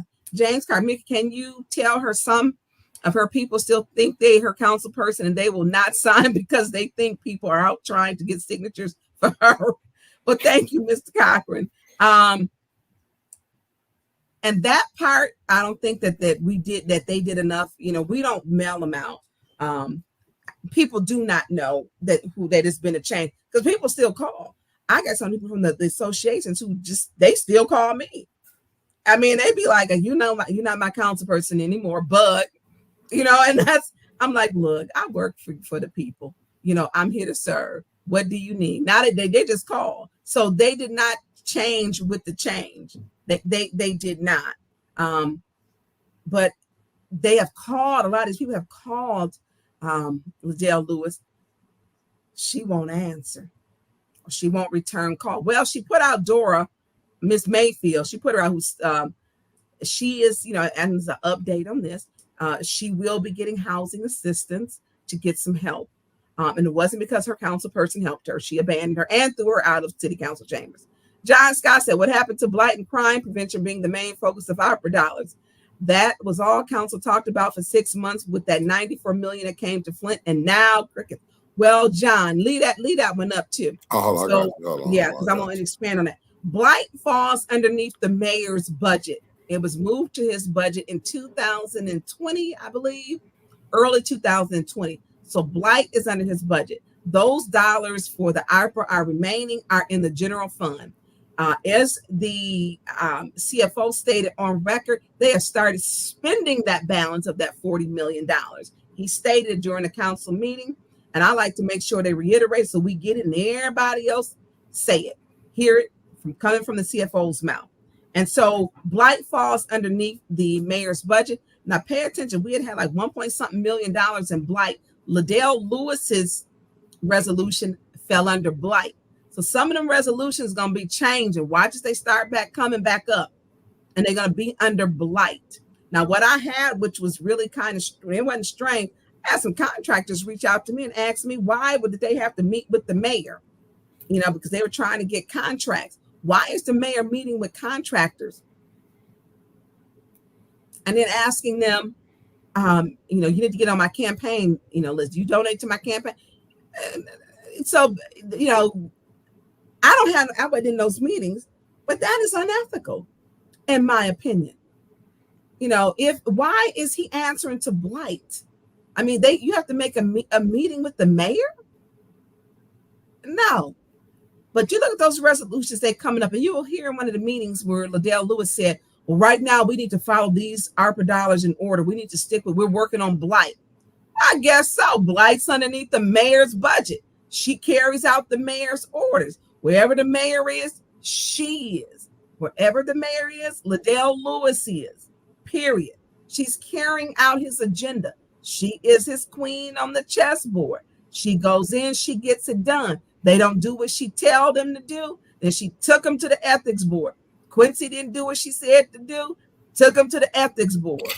Judy abstained, took it to the, they looked in my face, they just lawless. They didn't do what they were supposed to. So she's showing them, when you don't do what I tell you to do, I'm going to punish you. I'm going to create a paper trail like I'm doing on the other 4 that don't do as I say. She's showing them. She's threatening them. And went there. She went there. So that blight, yeah. But if Mayor Neely is going to run for that seat, we'll see him coming up with all kind of blight, cleaning up the city. That 40 million left is going to be used for campaigning. He gonna be on every billboard, cleaning up this, cleaning up that. Watch. Thomas Pedroni, what about the timing? The letter came out the day after the council voted for the 7th election. Which letter, Tom? I'm thinking he's talking about the redistricting. Yeah, Tom, that letter had been working on before that. So that one wasn't a timing thing. That was a, I know people said where the NAACP been. They had been working on that. So those were 2 separate issues. Actually, that timing was not like I guess it showed up like they're not related. NAACP has been forcing their hand to eat, because they kept talking. They didn't want to put anything in writing. They did not want to put anything in writing. Like, y'all got to get something in writing. This stuff is a mess, because writing gives you something to go back on. You got to keep a paper trail, because what they were doing, everybody had a different opinion on what's going on. And if you read that convoluted letter, you get down to that 3rd page that tells you that it could have said in the first paragraph of page 1, this process is going to be difficult and it's going to create some logistical issues. It didn't take 3 pages to say that. All that stuff is fluff. New map is what it should be. Why would we be using the old map with the property portal has changed, redistricting, everything has changed in every single system. So that time the NAACP was working on, and they had asked and requested to have something in writing. That's where that letter came from. What's on the agenda? Mickey, can you ask Councilwoman Burns, does she think that Davina is part of the corruption? No, I do not. I think Davina is scared for her job because they have threatened to remove her. Some of the council members, they removed Inez Brown, the former clerk. I think that only thing I have requested from her is to follow the charter, do your job. People have told her that she can be voted out. It is difficult working underneath the threat of they will vote to get rid of you, and which creates an environment that, when you're doing what you're supposed to do, is very hostile, which makes it a problem. So I don't think she's a part of that process. I personally like Davina. I understand how Miss Inez Brown had to fight with things that she felt was right. And she was more for Miss Brown really held the line, and she had support behind her, which is often people that she trusted. She had been in politics a lot longer, but Davina, she needs support, because there are people who are saying, hey, we'll get you out of there, and they don't care. They've already shown, like, we got out Miss Brown, we removed her. We could have allowed Miss Brown just to simply retire. She was retiring anyways. She was retiring. They forced her out, and it was dirty. It was dirty. So what was the other one someone put up, Mickey? Oh, saying they was happy to see that the NAACP is joining. So yeah. Listen, I'm for everybody. Listen, I believe in holding people accountable too. I know people's issue was, and they wanted the NAACP to be much more progressive. So that letter came about by the NAACP, and making sure that the voters were not going to be disenfranchised, also with the 7th ward, and then with this other process. So I personally know that they're working. I am personally making sure and using all avenues, and making sure that our process is fair and is democratic, that it is untainted, because there's some folks in here. Woo. Okay, question. Does the charter really say you can abstain? Section D states, and I don't have it up, that, what was it, page 27? I think it's in our chat, Mickey. Section D does state that you can abstain and it is considered a vote. She kept stating it's not a vote. That's just simply not true. Section D states that you can abstain. You can state, you need to state why you're abstaining, and it is considered to be a vote. So that was bad information when she went there to the what's her name and said that you can't abstain. That's simply not true. And matter of fact, I'm gonna read it now.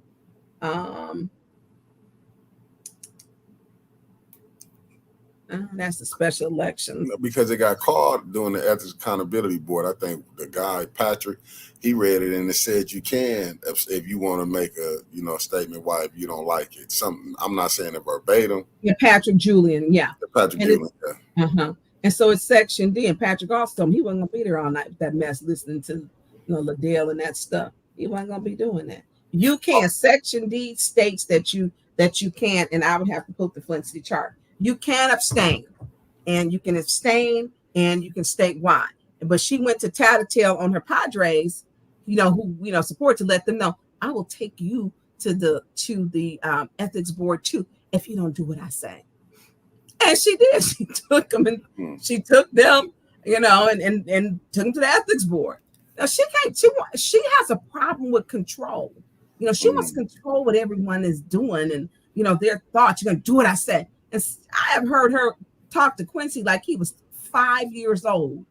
And I'm looking like, who is she talking to like she crazy? And she's admonishing him and to Judy. You better stand up for themselves. No. What was any more questions? Yeah, I had put up, hold up. Here you go. This is what he is. Let me put up John Scott. Tonya, are their wheels turned to investigate the nonprofits getting ARPA and some of them having ties to people voting on the funds? One thing, well, we have had people who have verbally said that they contacted the FBI, and I truly believe that they have. It is unethical to me, and I've stated on the record in at council meetings about how they're getting those funds, and they shouldn't have applied.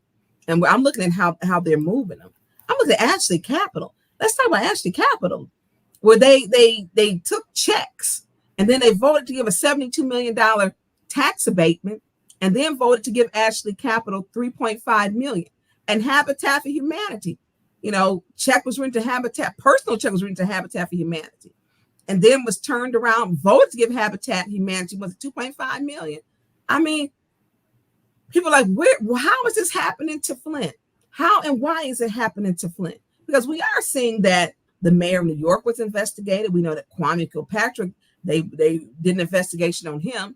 We know that the mayor of Baltimore, Maryland. So people are like, when are they coming for Flint?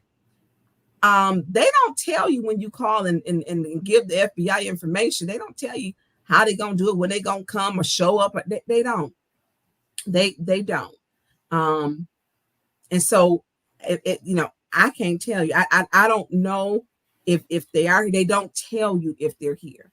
I do know that people have reported, because people have come to the podium. There are other people who are outside, who have turned this in. People who care about the city, people who have did the work for the city, people who have retired from working for the city, who have contacted them. So they don't tell you, if they're investigating. They don't, but I do know that they have been contacted. Any more questions, Mickey? Or anything okay, here you go. From what's the agenda? What's on the agenda? Sorry about that. I just put it up here for you. What's on the? Can you ask Ms. Burns how she feel about the? I didn't read it. Woman on the EAB board saying that Liddell is doing a good job and the other council members are there to keep up meth. I am really not thinking about it. She is entitled to her opinion, but I'm gonna leave that alone because y'all. Listen. If that's who she chooses to admire, that's her personal choice.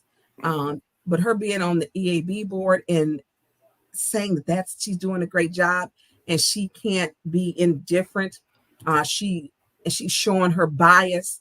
She's probably not a good person to be on the EAB board because she is showing that she does not have the capability to be non-biased. There was a lot going on in that room, and watching it on YouTube or 810 is not the same as when you are in that room. There was so much happening in that last meeting that the disrespect, Candace Machat was so disrespectful to Mrs. Rita Stanley, former Mayor Woodrow Stanley's wife, and he is now deceased. May he rest in peace. And Candace Machat was dismissive and rude. I think somebody out there shoveling my snow, y'all, and it ain't me. That's a good thing. But my neighbors take care of me. Because I ain't got out there and shovel. Somebody is out there. Listen. And Renee Jackson, not to cut you off, said, be careful. That's what she put in the chat, but it didn't went up because they steady coming down. What's coming down? Oh, she said, no, I'm saying the chats, how they just be moving, more people come in.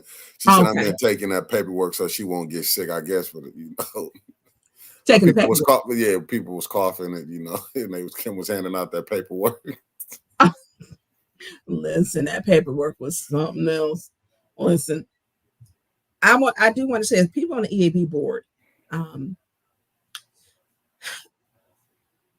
they have a tough job because the effectiveness, and it's being used. And I think Micah said, basically, what are y'all doing? Basically, you coming here to tattletale on your coworkers.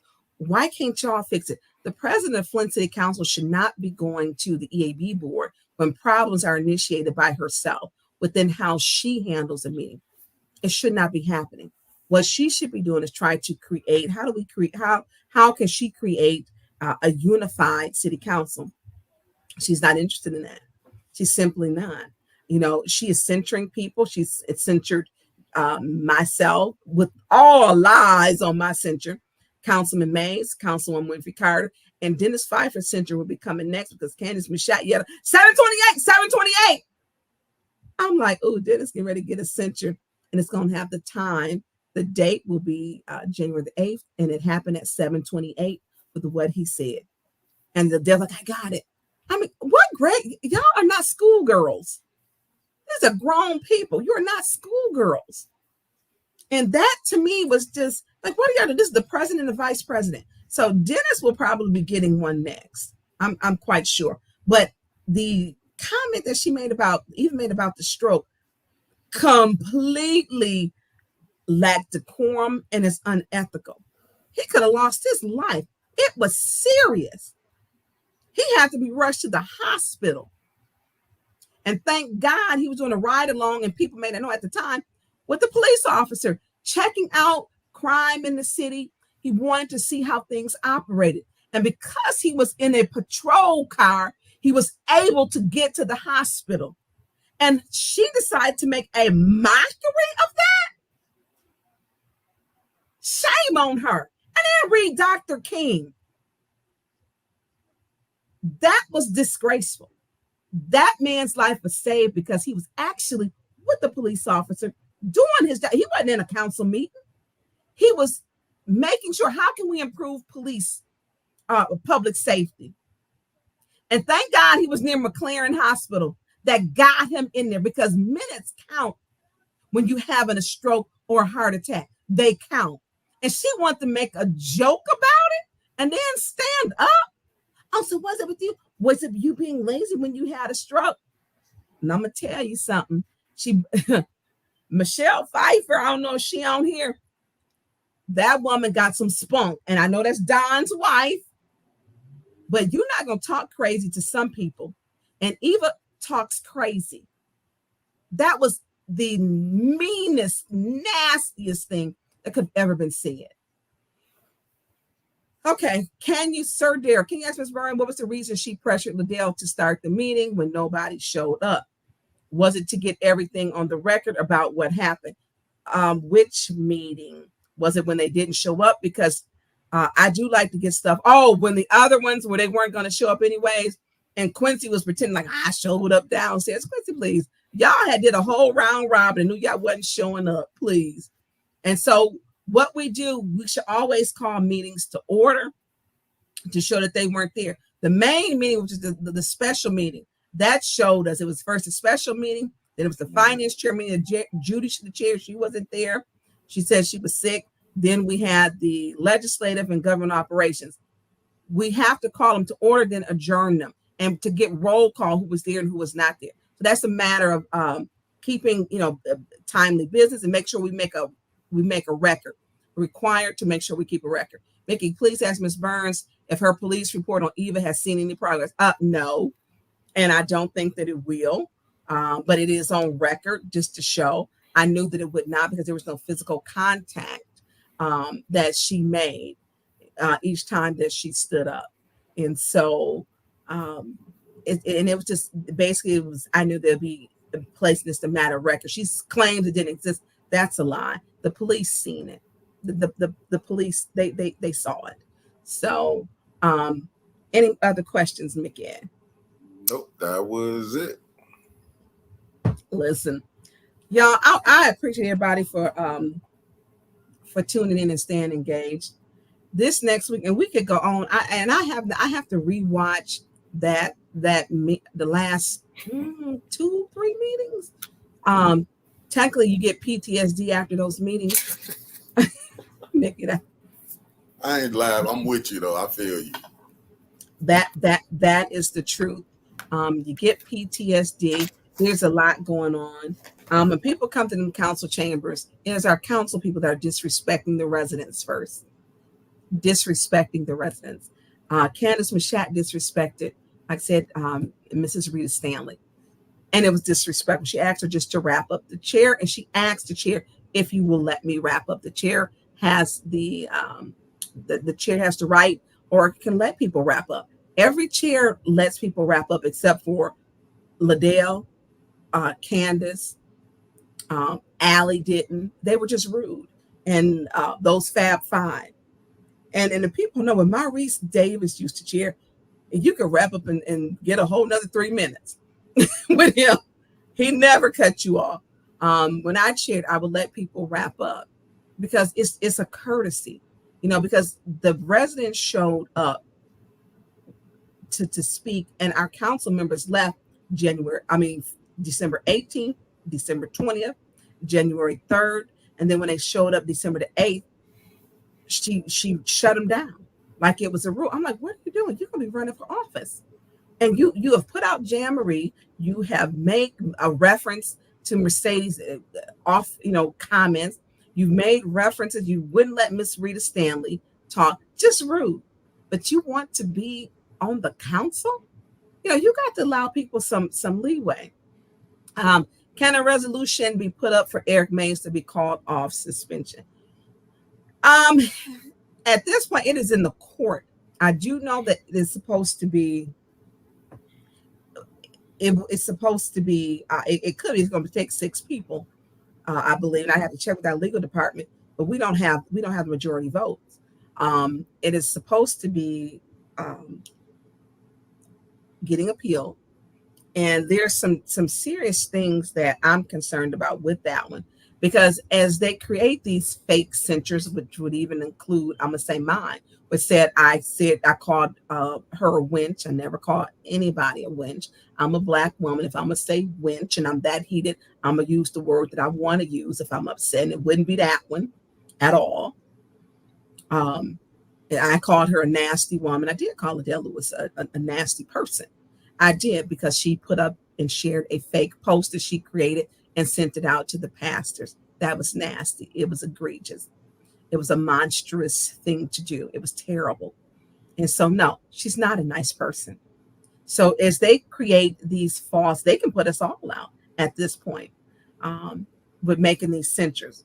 So people are really watching, what happens with these attorneys. I have been contacted by some other attorneys also, who have questioned these censures.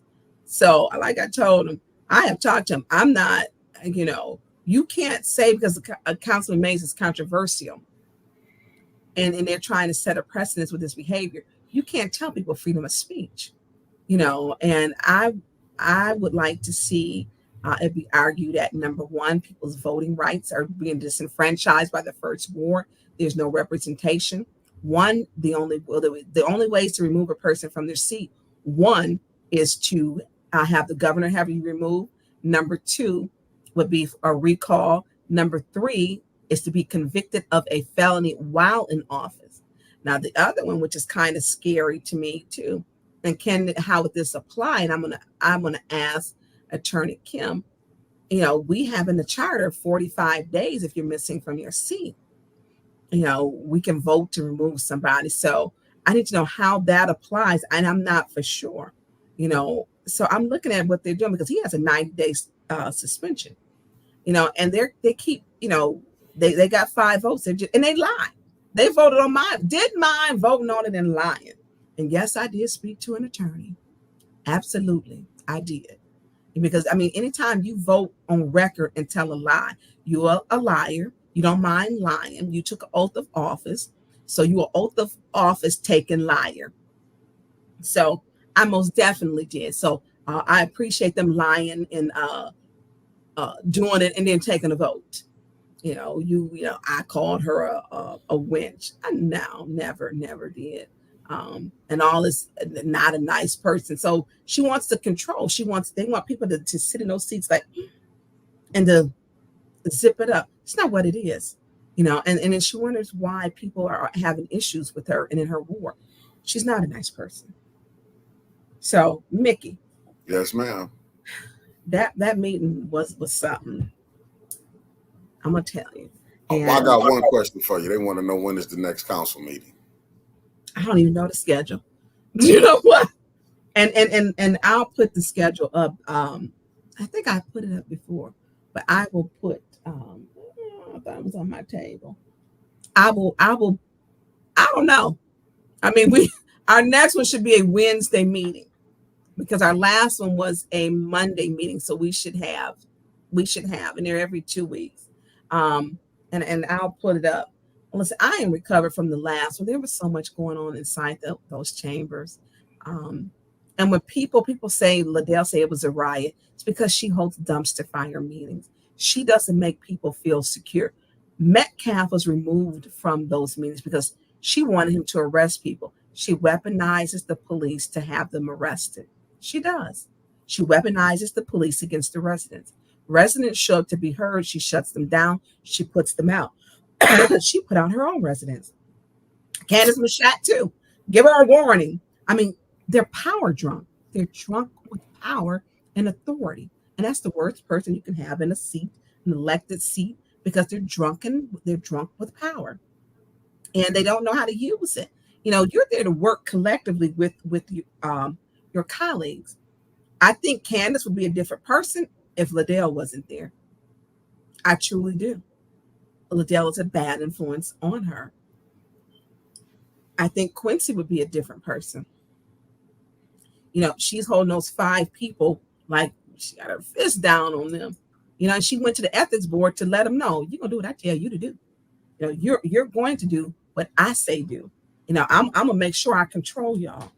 And Judy is gonna have to start sticking up for herself. But like I said, I think at this point, maybe Judy, I don't know, she likes being the victim, but Judy has, when you voting along with a lie, Judy, come on. Judy, stop the nonsense. She's voting along with some of that nonsense, and she knows that it's a lie. So, Mickey, I think we have, is anything, no more questions, or did we cover everything? Because I wasn't, and I didn't, and I'm going to tell you this, people have asked me about Jasmine Stanley's. I support Jasmine, and I'm going to briefly talk about this because she works in the community. She started working as a kid. Now, they might have broke some child labor laws back then, but she grew up in City Hall. She knows politics. She knows the people. with her dad, Woodrow Stanley, with her mother who was still active. For her to see her mother disrespected by asking for, can I please wrap up? And Candace to talk over her and didn't give it. Let him wrap up. She wasn't asking you for an hour. Just let her wrap up. And it was so rude. Candace Mouchette was rude and nasty to her. And I think that Jasmine may have, being in those council chambers, you're not respected as an audience member. When Eva Worthing got out of her seat and walked towards Jasmine, and she didn't punch her or anything, but she put her hands on her with her right hand. When Jasmine said, are you okay with what you did? I think all of that came back and she was upset because that council did nothing to protect the residents from Councilwoman Eva Worthing. They did nothing to protect Jasmine from Councilwoman Eva Worthing. They did nothing. And then she says, she hit me. She said it over and over. And by the way, she hit me. She hit me. She did not hit her. When it happened, I got out of my seat. I went to check on Jasmine. The officer back in the corner saw it. He stated he saw it. Jasmine didn't want to press charges at the time. She was grieving her father. Commissioner B.B. Nolan was in there. He said, Tiny, did you just see her? Did you see Eva hit her? I did. Justice Thigpen was in there. Mike Davis was in there. And so many others who saw her hit Jasmine or put her hands on her. So Jasmine's, feeling she had been disrespected in those council chambers. And her mother was disrespected in those council chambers on January the 8th. People can only take so much. It is not okay. It wasn't no riot. What people said was, you know what? We tired. We're not taking it no more. Wasn't no riot. Wasn't nobody busting out windows. Wasn't nobody tipping over chairs. None of that was happening. Liddell is a liar. Liddell Lewis is a liar. It wasn't a riot. What happened was people were disrespected. They have a right to step to that podium to speak their piece. And yes, Jasmine spoke her piece. She spoke her piece. She has a right to. When a sitting councilwoman has put her hands on her, who should have been arrested and taken to jail. She should have been arrested and taken to jail. And Jasmine and her mother have showed up and still represent this community. They contribute to the community. They care about the community. They have been disrespected. And Jasmine has had someone either put her hands on her and then turned around and said, she put her hands on me. She's a liar. She's a liar. She told a bold-faced lie. Jasmine never put her hands on her. Matter of fact, she should have, like I said, filed a police report. To see her mother be disrespected was something that was a problem. And look, you can see that it stirred up something in her. But Jasmine, I stand with you. They should have protected you. And I'm sorry that happened to you. I'm sorry that we didn't have all 9 or all 8 of the council members support you at the time that you were hit, that she put her hands on you. I'm sorry, Jasmine Stanley, that you came to city council chambers and you were not protected. I'm sorry they didn't take action on that. I'm sorry that happened to you. Because what happened is continued to escalate to where now that council member's out of control. She stood up to fight and box with me twice, Councilman Pfeiffer. She had her phone in Don Pfeiffer's face. And then when he went back off at her, then she became the victim when, he cussed her out. But then she became the victim. So I'm going to leave. I'm going to leave with this. And we got any other questions, Mickey? Because, and like I said, and I debated because we had the video put up for Jasmine on there, not the part, because like I said, and what happened that night, and I'm gonna tell you, I'm always stand with the people. The same thing where they walked out Corinza, and I went with her. I'm like, we need to make sure we protect our people. The least protected person in the world is the Black woman. And if Corinza was going to jail, Tonya Burns was going to jail too. And I mean that. I'm not going to allow people to be mistreated in our council chambers. And I stay sitting comfortably in my seat when I see that women and Black women are getting thrown out. We had Miss Mayfield thrown out. We had the 3 Muslim women, Sister Audrey Muhammad and Dow, thrown out. We had Jasmine. She left. You know, they wanted her to be arrested. And God was there making sure that she had a fence of people around her to protect her. You know, time after time, people come into our council chambers, you know, they are victimized. And the council who took an oath to protect this community, uphold our charter, are not following the charter. They're not following basic law. You put your hands on me. A whole different story. Everybody's not going to allow that, you know, and Jasmine was so graceful. You know, it took a lot when people said to me, and the first person said, and my first argument about when I did not get out my seat, y'all knew who called me at 7 o'clock in the morning. Mickey, who do you think called me? 6, 7 o'clock in the morning. Who do you think called me? Mm-mm. And we got in an argument. Oh, wow. I'm Arpa lost. Woodson. Oh, okay. Arpa I called you. That's what's up. That's what's up. That's what's I know up. what. No. He was like, man, you should have got out your seat. You should have done. And I told him, I said, that wasn't for me to meet that with that, because that's what she wanted. Yeah. And we argued about this for about 3 months, maybe longer. Then he came back and he said, you know what? I see why you didn't do it. He said, I see why, because she wanted you to. He said, and we argued, and I tussled with myself for doing it. But my mother had been saying, don't fall into that.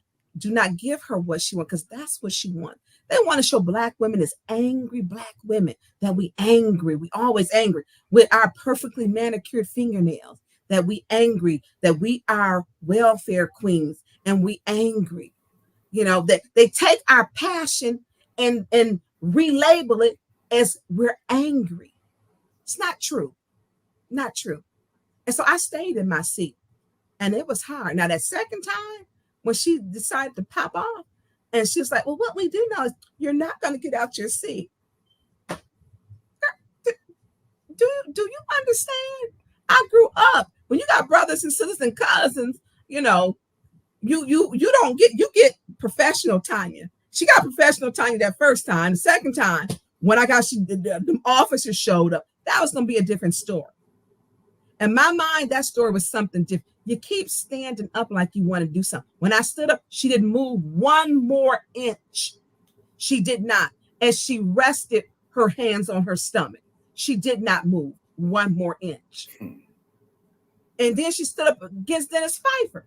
She mentions the stroke, not understanding the severity. And then she sits back down. She's confrontational. She wants somebody to hit her. She wants somebody to hurt her. Because she stands up like she's going to do something. Jumps up real quick. Like, what? I bet you won't. You know what? Some people going to answer that call differently. People are going to answer that call differently. You know, so I do want to say this. I don't know when the next meeting is, Mickey, but we will be posting it.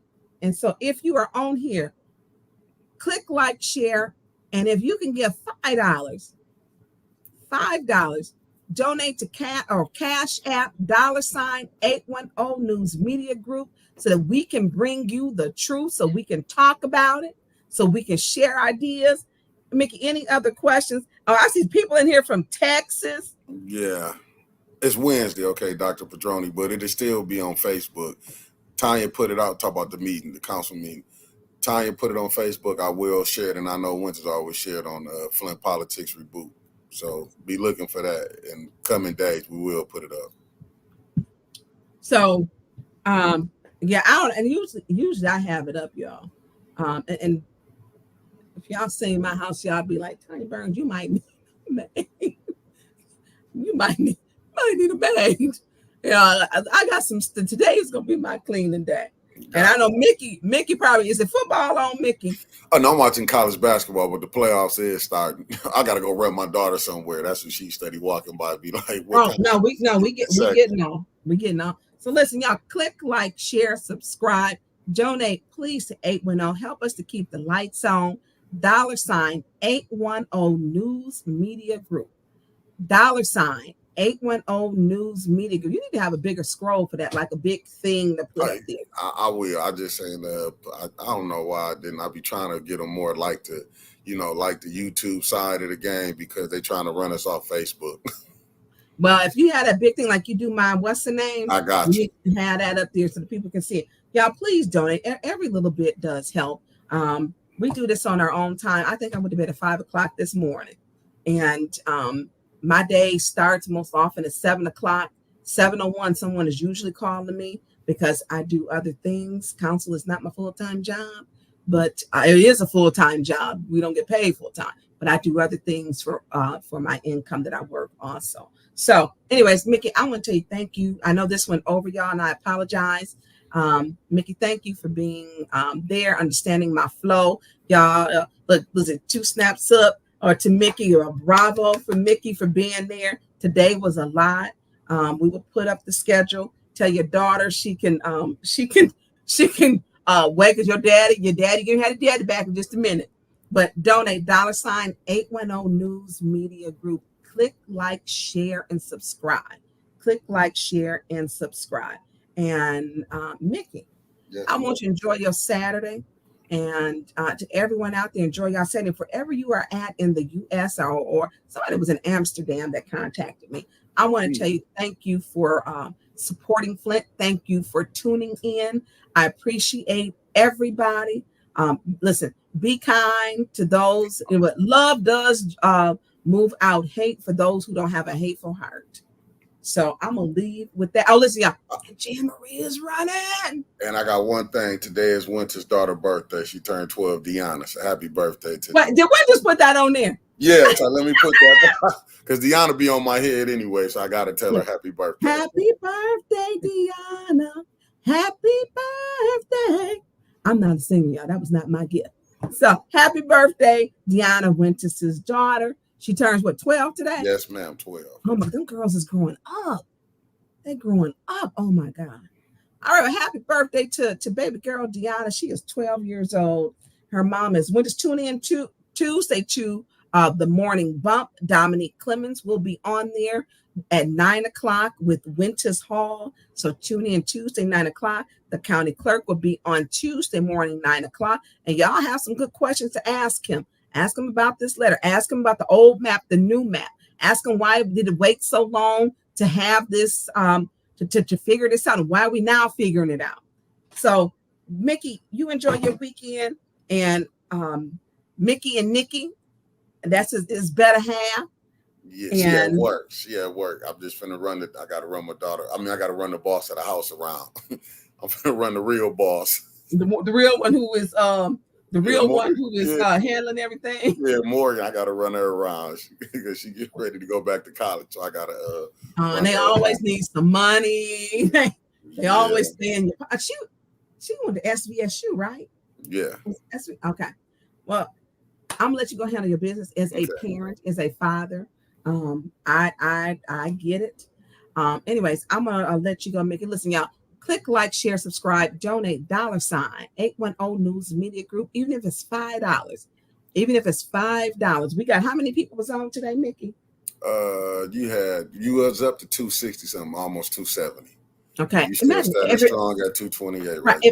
If everybody donated $5, do 270 times 5. That helped to keep the lights on, y'all. I get no income for this. This just to keep the lights on so we can bring the news and the views and y'all opinions. I talk about what y'all care about. I talk about and do my show what I know the public is talking about. So, Mickey, I'm going to let you go. $810 News Media Group. I'm gonna let you run, let the real boss run you around. Right. All right. Listen, y'all be blessed. Enjoy your Saturday. And that's it. I love each and every one of y'all. And listen, Dr. King birthday start Monday. That's how, when I kick off Black History Month, I start in January and I run it through February. Find something to do, celebrate, explain to your kids why that's a holiday and how it began to be a holiday. Because I celebrate King because he's worthy of being celebrated. All right, Mickey, I'm out. Sign me up.